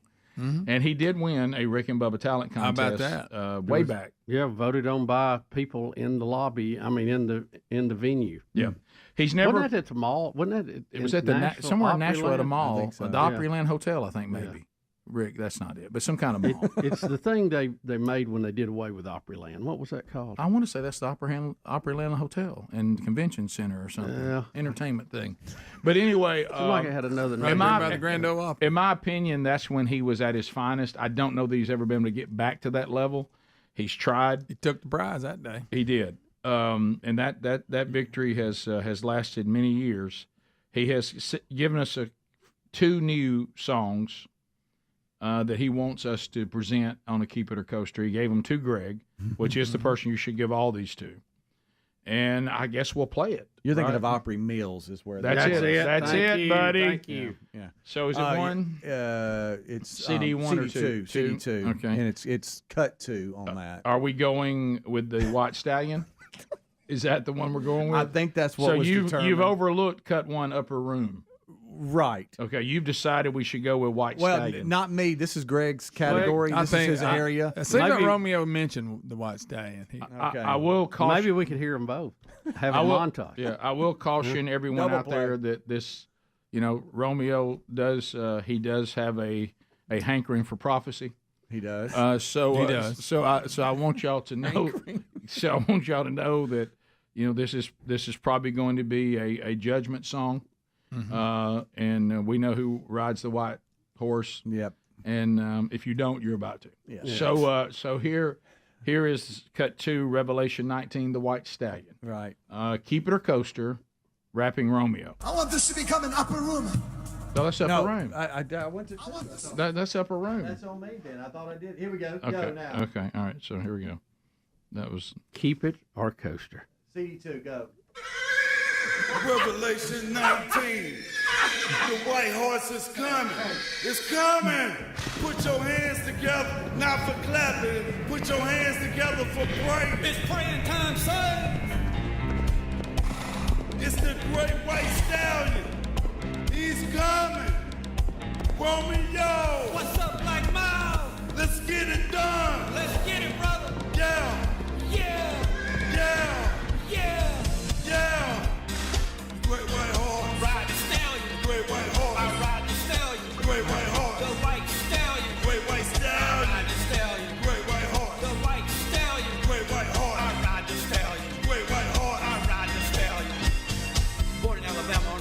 day. My mother told me she had to pray. I was the sixth child born and I had a veil. And I can see those demons going in and out of hell. I've seen a lot of demons in my life. I'm a second grade teacher and almost white. I never said any sin, so won't you pray for me? But I come a long way from where I used to be. I was a bad little boy and I got around. I saw a country boy Eddie one day in my town. He had friends from that I'd ever seen. But I never lived clearly, you know what I mean? When I grew up, I want to be just like them. My brother Rusty and a guy named Tim. There was a reason that I played the game football. 33 and 44 was the greatest of all. But I had to quit, so I joined the band. Me and every came straight heaven, man. I mean, the girls were pretty and the trip was long. Sweet home Alabama with a baby son. I didn't know that it was all in so soon. My mom passed away one afternoon. She had leukemia, the thing that they call cancer. So I started to group and I became a dancer. Sex, drugs, alcohol, in and out of jail. Saved my dad and I was bound for hell. Didn't know I grew up to get the whole with Chad. But I knew I was born to ride the great white stallion. Moody George met Mr. Orr. We talked about the Bible, but it was a war. Till we showed me the keys to die for my sins. Went back to church and got born again. I heard he died and went to be with the Lord. I backslid once again, then I got bought. Came back to town on the blue medallion. That's when I saw the great white stallion. Had 3 goons called American boys. But the fact is, just making noise. Don't get me wrong, yeah, I had a lot of fun, but it helped God's only guy's son. Now I've come back to live in Alabama. And now I'm burning up the streets, so yes I am. Got a driver named Tiny, make him call him run. Cause he's 6'6", and he can block the sun. The little Lord plays Tiny in my life. And come and grab a gun. Now the sharp the mic. I got the Father, the Son, and the Holy Ghost. We American boys here from coast to coast. On TV and rude on the radio. I bust a rap by my God everywhere I go. Now Mark and Mac, they never heard of me. But they played my record, now I beat. I just hit real hard in Alabama. Give it up for God, oh yes I am. Cause he's the one, the head of my life. And together we're a team like a husband and a wife. The Jolly Green Giants at my front door. Just kidding and running, now I got to go to the next TV, a radio. Does he ever breathe? Is that enough? There it is. It just never. Great white horse. I kept waiting on the chorus. I thought it was going to come back. Yeah. I thought it was going to come back. I did. Did I hear Country Boy Eddie in there? I heard a Country Boy Eddie reference. And somebody was 6'6" and could touch the sun. Right. Block out the sun. Block out the sun. Did he say his second grade teacher was a demon? Did he? I couldn't follow some of that. I've seen a lot of demons in my Where is the good. chorus? I mean, that was the longest verse I've ever heard in my entire life. Is that one verse? I don't know. I was wanting it to come back in because I wanted to scream Great White Horse again. Great White Stallion. I know Henry enjoyed that. Yeah, it was. It's amazing. So I did hear Country Boy Eddie. I need to listen to it again with Henry. I think he met. Did he meet Country Boy Eddie? And he wanted to be just like from a technical. Eddie was a big. The music was a little hot. It was. For me. Yeah, I couldn't hear the lyrics. It's like he was back here going. Bubba and I. Yeah, it's not that it was a bad I wanted song. to hear Romeo a little better. Sobbing demons and humming. And there's a generation, and Bubba and I address this. There's a generational gap there, and I thought Romeo was more in our area. That where youngsters started mixing to where the lyrics and the music was equal, and the lyrics need to be a little up, and they need to be on top of the music. You know how at the end of a song, like it's fading out, and like you can still hear the beat, but you can't hear the words as good. It felt like that the whole time. Yeah, it was. We're just talking from production. Yeah, you know, it was. With a nice assist from Christopher Cross. Yes, Ride Like the Wind. Yeah, we'll take your phone calls next. Keep It or Coaster, Rapping Romeo, the White Stallion. You know, for me not to be able to hear those lyrics, I think is a shame. Yeah. But we'll be right back. Rick and Bubba, Rick and Bubba. Yeah, you've got that exactly right. And what we need to be doing is exactly what the president said, and that is we need to be careful of our social distancing gatherings, all the things that were outlined in the 30 days to stop the spread. Where we are is we are just starting to see the fruits of our labors over the last 14 or 15 days. So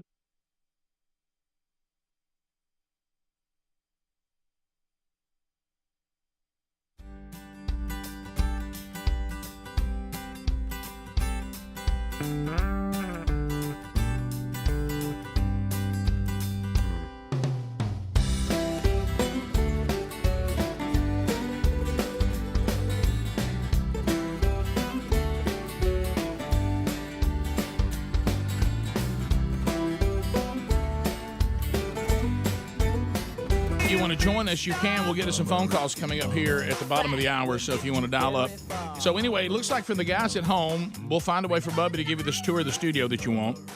Greg says that his wife Lisa may join him at some point during the quarantine. We don't know how long this is all going to go on, and we'll see. But we're all learning technology. Ryan Greenwood, our consultant out of Louisville, he said that he thinks, and I don't know, you guys can speak to this. Yeah. That he believes that Greg thinks he's sharp, that he's on Zoom.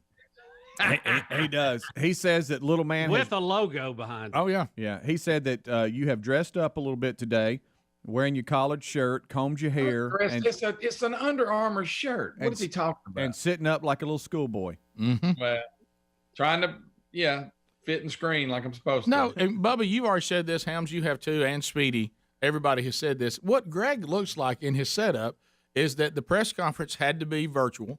And everybody's trying to find out how the Gamecocks look. I mean, and Greg's like, Greg's the coach. How many is he signing today, Rick? Bubba, what in the world have you put? Look, I'm out socializing again like we used to. Hey, it's virtual. For some reason, your ears are gone. Hey, everybody. Oh, that's hilarious. Bubba's putting the background like they're ordering for me right now. Look, see y'all. Look, even in the virtual realm, your daughter thinks you're an embarrassment. Oh, yeah. Now, Bubba, are you still using the filter to take away your wrinkles? Obviously not. Yeah. I can't tell. I was just thinking, boy, just imagine if Greg had that. Oh, I tried it and it rejected it. It said it can only do so much. Guys, are we gonna get to the point? And I'm not talking about what Bubba's situation is. I'm talking about the way people use this stuff on social media. Mm-hmm. Are we gonna get to the point that social media's representation of ourselves and our families and our lives is so fake? We'll just start grab other heads and put it on our body. Yeah. Just go find somebody else's head. Right. You know, it's like we used to say about Trump. It's like we used to say about Trump, before he was, the president. And really, if you go back to these times, you can't believe he's president. But I remember us saying about his hair, and we said, he's so rich. Why doesn't he just buy somebody else's hair? I mean, he could have just gone out and got somebody. Yeah. Remember, and for some reason, we kept pointing toward Eric Estrada. Oh, yeah. Yeah, I just wish everybody be real, quit being fake. Yeah. Where's he at?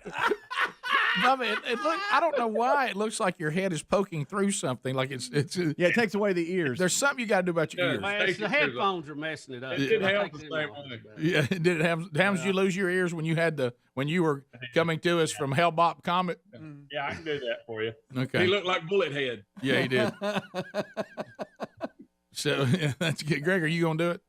Now I don't know how. Well, you don't have to because you're so sharp with the setup you got. I need to figure out how to do that. Yeah, I can tell you how, Greg. You want to do it? You want to do it right quick? Yes, do it. Go to zoom.us up in the corner where it says zoom.us top left hand side. Yeah.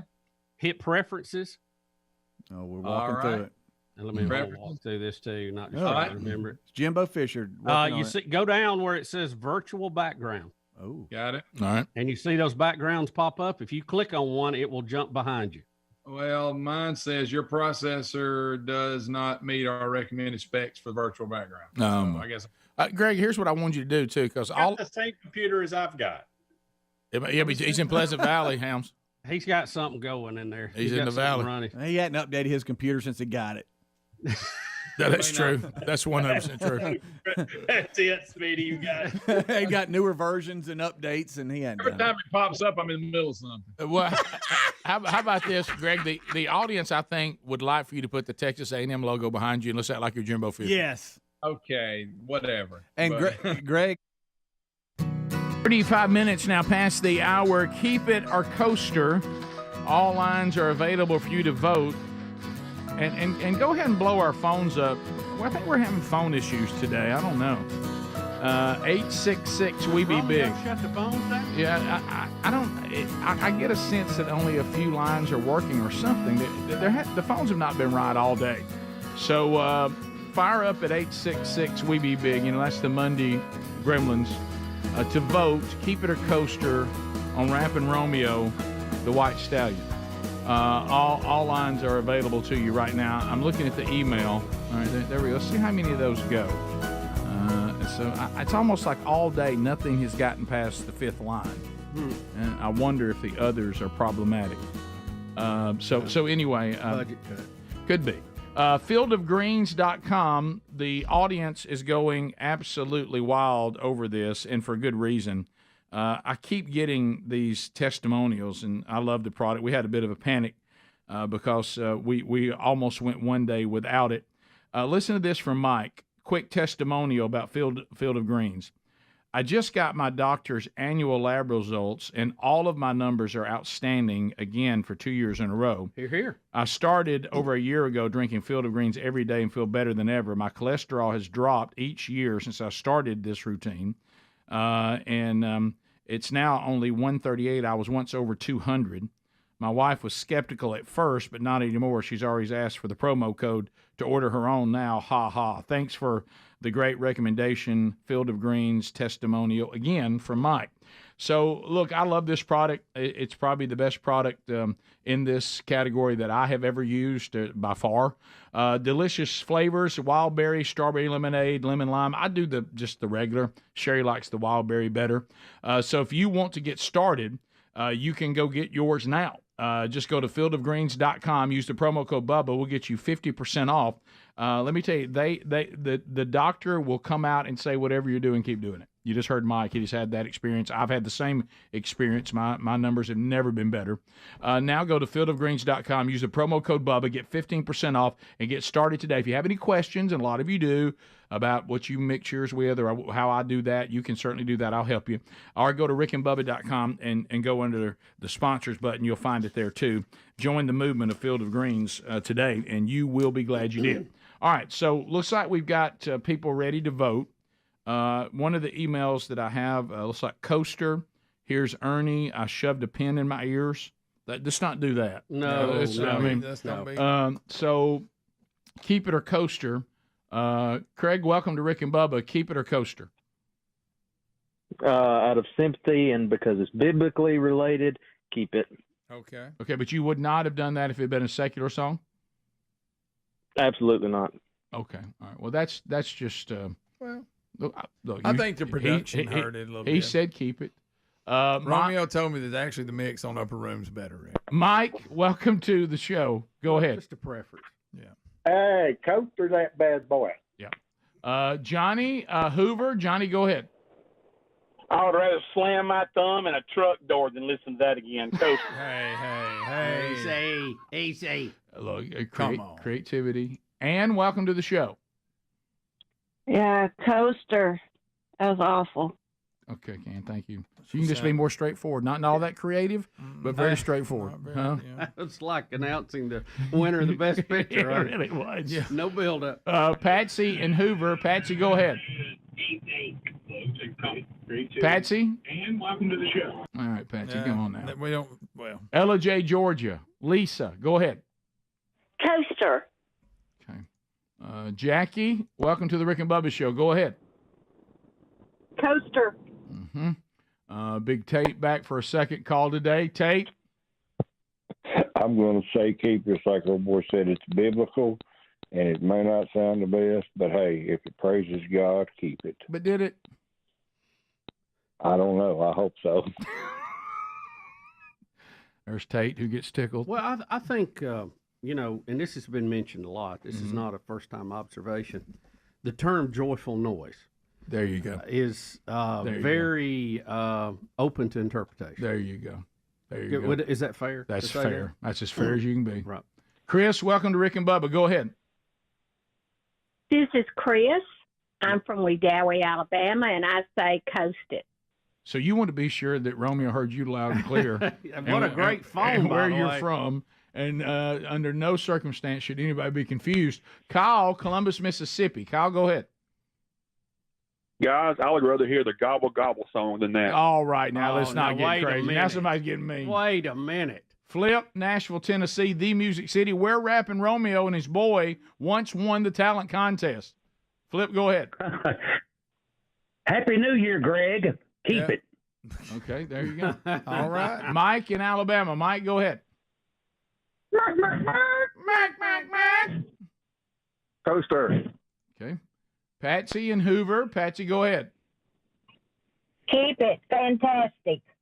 All Well, how about that? You know who that sounded like? Little P. It did. It did a little bit. You think that's rappers kind of looking out for each other? Looking out for each other. You think I think the production hurt Romeo on this. You think it was rapping solidarity? You know, I'd like to perfect hear mix. Rapping Romeo cover Vote Trump. That little That's beat. not a bad idea. Or they do a duo. Mac in Alabama. Mac, go ahead. I say keep it. It's one of the best songs I ever heard. Thank you, Mac. Appreciate that. David, welcome to Rick and Bubba. What do you say? I say put that thing up Hitler's butt. What in the world was that? Of all my years of Keep It a Coaster. I've never heard. Of all my years, I've never heard Stick It Up Hitler's butt. No. Never. No. Have you? First time. I've never heard that It in is conjunction with original. anything, as a matter of fact. Jerry, Huntsville, 100.3 The River. Jerry, go ahead. That's Terry. All right, Terry, go ahead. Terry Doctor. Back up, Terry. Back up, Terry. I would back it up. Hey, I'd rather listen to Vicky's do a drum solo to Gobble Gobble. Okay. Coaster. Okay. Becky? Vicky, I think you meant Oh, Vicky. Vicky. Yeah, I think you meant Vicky. Vicky. Oh, yeah. Vicky's drums. Yeah. Starville, Mississippi. We were there this Oh, he's so weekend. close, and he blew the name. I know it. 96.1. His Jerry. buddies are on him, too. Jerry, go ahead. Hey, I'd keep it. Thank you, Keep it. Thank you, Jerry. John in Alabama. John, go ahead. John? Hey, John. Hey, I say coaster, but I wouldn't be surprised if it won a Grammy one day. Well, now that is possible. Yep. Bubba, do we speak to the artist? Romeo? Hello, guys. How y'all doing? Well, any desire to do a duet with Little P? Little P? Romeo and Little P? Listen, guys. Hey, thank you guys, first of all, so much for your testimonies and for your 30 years of wonderful radio. Thank you, Romeo. I love you guys, and I always will. Thank you for putting up with me, and when the times I was up and down, through the career, you guys never throw me away, and I appreciate that. Upper Room is a better song, and it's been mixed and ready to go. Yeah. The White Stallion is for the younger generation because they can follow it. Mm-hmm. But like I say, I appreciate the opportunity. Sure. And the song I gave, you heard me mention Mark and Mac. That was a thank you to them because they took me on a revival tour where I shared my story. And Okay. And that was wonderful. The reason I said Country Boy Eddie, because I will always be grateful to him. Yes. He's the only person that gave me the first opportunity to be on TV and do my songs about the Lord. And he always allowed me to come anytime I wanted to the Country Boy Eddie show. I was the only rapper to ever be on his show. And that's my way of thanking him. Romeo, also, is there video of that, by the way? I'd love to see that. There is video, and I'll get the CDs to you. But also, there's a version where I say thank you to Rick and Bubba for playing my songs in the White Stallion. Also, there's two versions. I cut two versions of it. The first version was with you guys because y'all gave me the first opportunity to be on FM radio, and I will always thank y'all for that. Well, you are more than welcome, and thank you for play the Upper Room though. You got to play the Upper Room to break the tie because it's a tie. If you guys kept count, it's a tie. Play the Upper Room to break the tie. Wait a minute, are you Romeo? Are you counting that as a tie? Yeah. Where you getting it? It was a tie. It was a tie. Y'all didn't keep count, did you? Wait a minute, Romeo. I don't. Tiebreaker, Upper Room. Play the Upper Room. Romeo, I will say this out of all love. Complete love. We got it 12-5 coaster, but out of completely. Come on now, come on guys. Y'all didn't count them. You're down to the wire. Out of complete love, and I wish I one to go. I wish I would have said it on the air. I wish I would have said it on the air because I would have got a profit star. What I was going to say on the air, whatever cut we play, if it's a coaster, you'll call and say we should have played the other cut. And I meant to get that on record so I could get credit with a win. Romeo, listen, your enthusiasm and your drive to never give up is the key to all of this. Never give up. That's William Hung. Should I play a William Hung before coming back? Yeah, absolutely. Yeah. So it's talent and good songs and good radio shows are always in the ear of the listener or the eye of the beholder. Yes. So well put, Rick. 15 minutes to the top of the hour. More Rick and Bubba coming up right after this. Rick and Bubba, Rick and Bubba.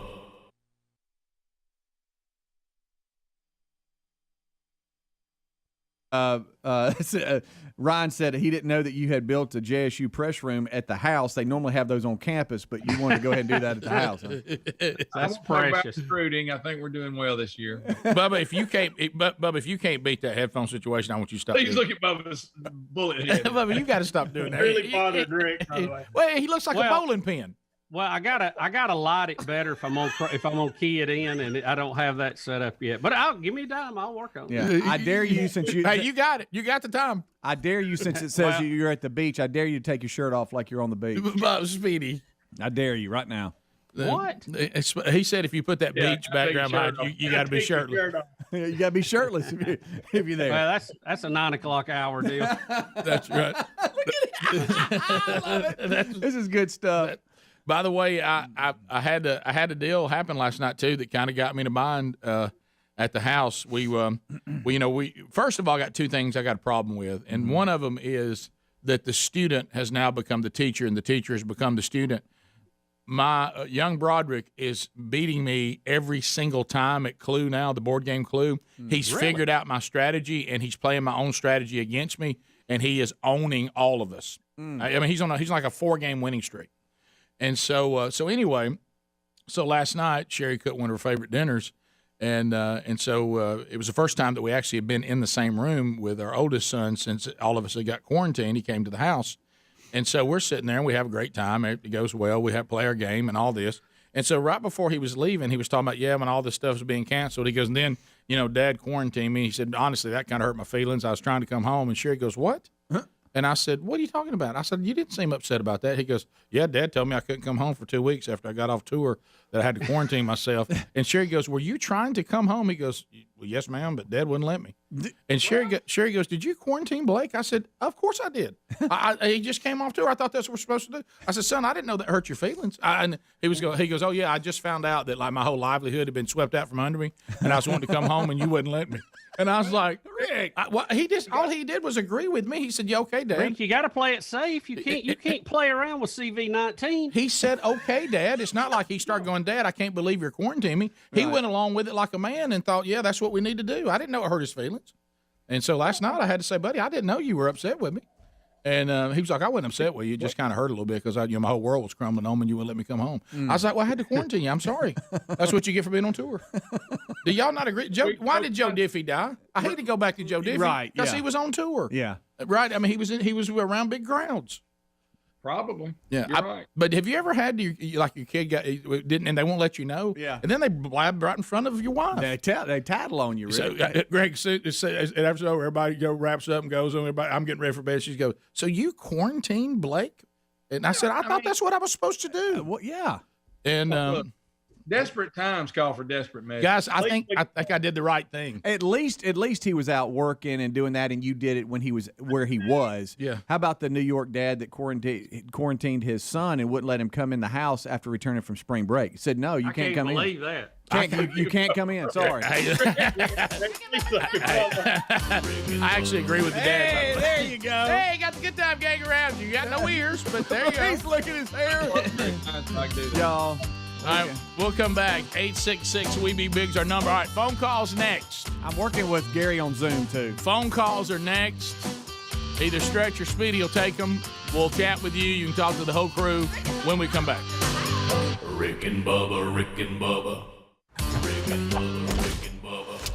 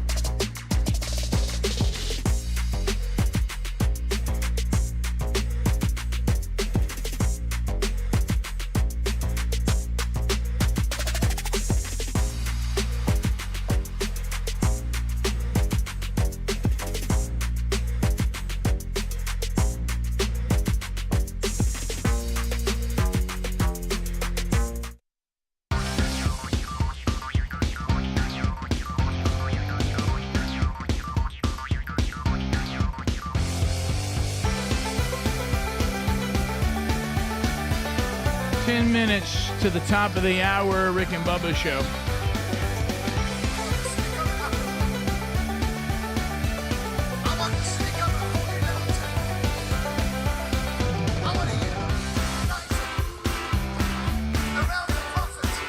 All right, so we're coming back. There's a little bit of upper room from Rapping Romeo. Yeah, I don't think that's him, though, is it? I think that's somebody else. That's my preacher. I thought that was a guy you knew from Dallas. Tony Evans? Yeah. I don't think so, man. So don't we have Tony in one of the intros? We do. Y'all aren't ready for what he samples here when he breaks it down, starts rapping. You ain't ready for No. it. You ready? Is it? You ready? It's building. Is it One Wing Dove? This comes. Here we go. Adler, watch Adler's face.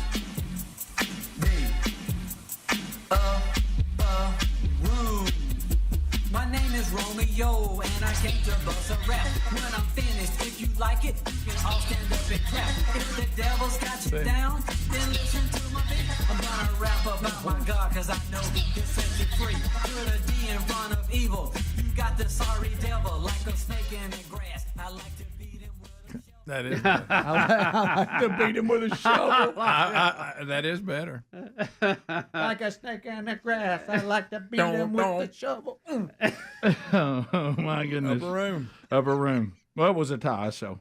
Yeah, it was a tie. Hey, Rick, so you're saying I got a chance? So you're saying there's a chance? I think I see why Romeo is sometimes, in my opinion, confused about economic issues. I just think he's bad at math. Right. That was Bubba. Oh, I'm joking, Ron. No, that's funny though. You got to give credit on that one where credit is due.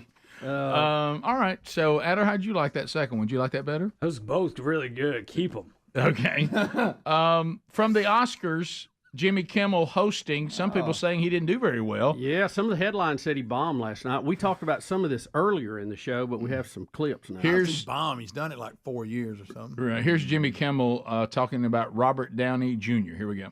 And congratulations to Cillian's co-star, Robert Downey Jr., who is, this night is... This is the highest point of Robert Downey Jr.'s long and illustrious career. Well, one of the highest points. But Robert has been a... He said too much on the nose.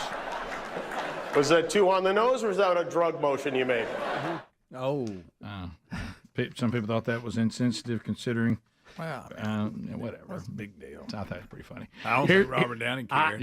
I don't think he listen, cared. I'm not a Jimmy Kimmel defender, but that was pretty funny, Yeah. considering everything. Jimmy Kimmel now has to take a shot at Donald Trump. He almost made it, but here is Jimmy Kimmel reading a post to the audience at the Oscars. It's just, doing this show is not about me, and I appreciate you having me. It's really about you and Emma and all these great actors and actresses and filmmakers. But I was told we have like an extra minute, and I'm really proud of something. I was wondering if I could share it with you. I just got a review, and has there ever been a worse host than Jimmy Kimmel at the Oscars? His opening was that of a less than average person trying too hard to be something which he is not and never can be. Get rid of Kimmel and perhaps replace him with another washed up but cheap ABC talent, George Slopanopoulos. He would make everybody on stage look bigger, stronger, and more glamorous. Blah, blah, blah. Make America great again.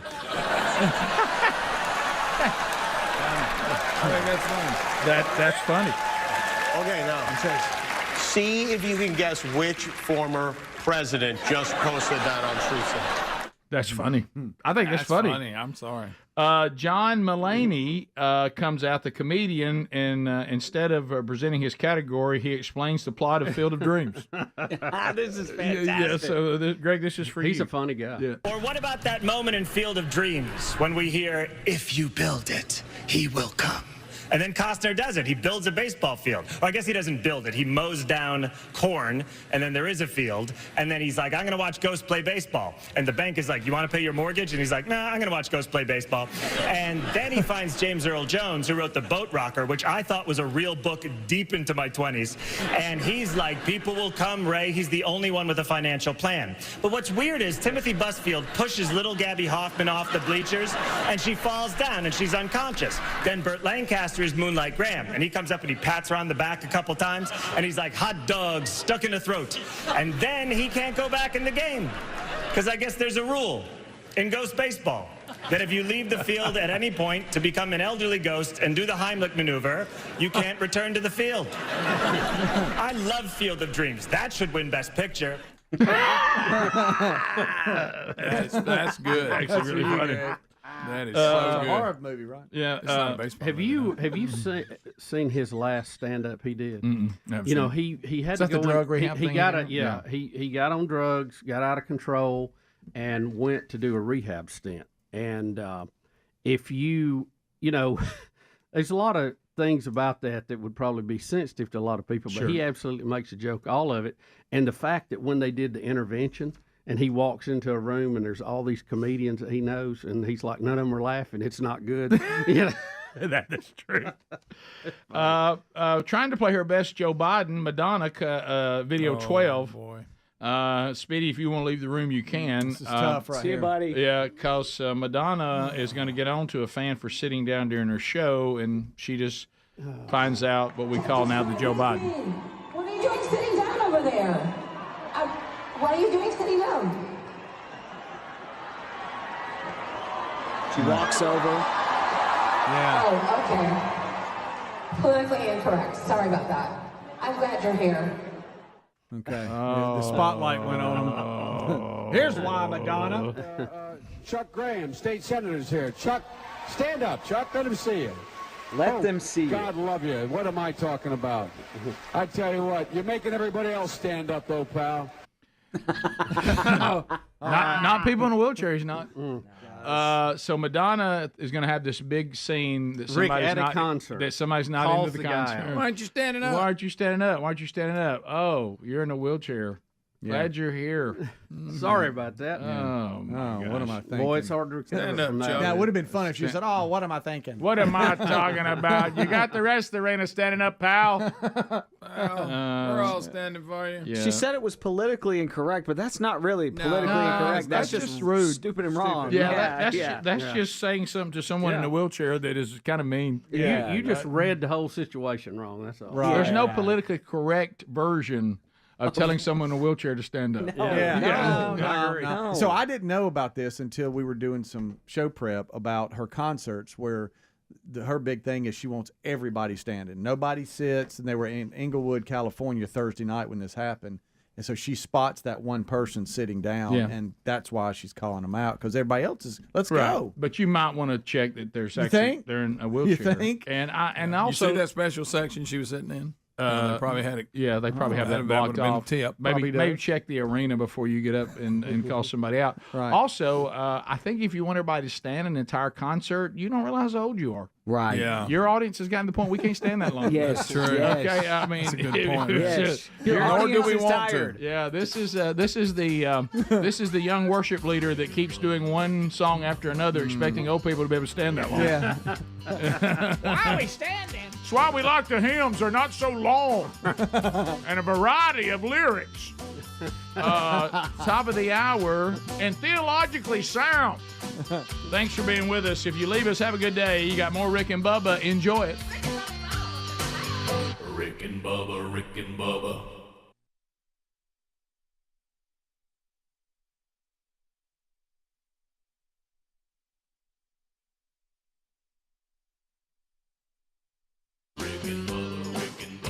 This is the Rick and Bubba Show. Watch more at blazetv.com/Rick and Bubba.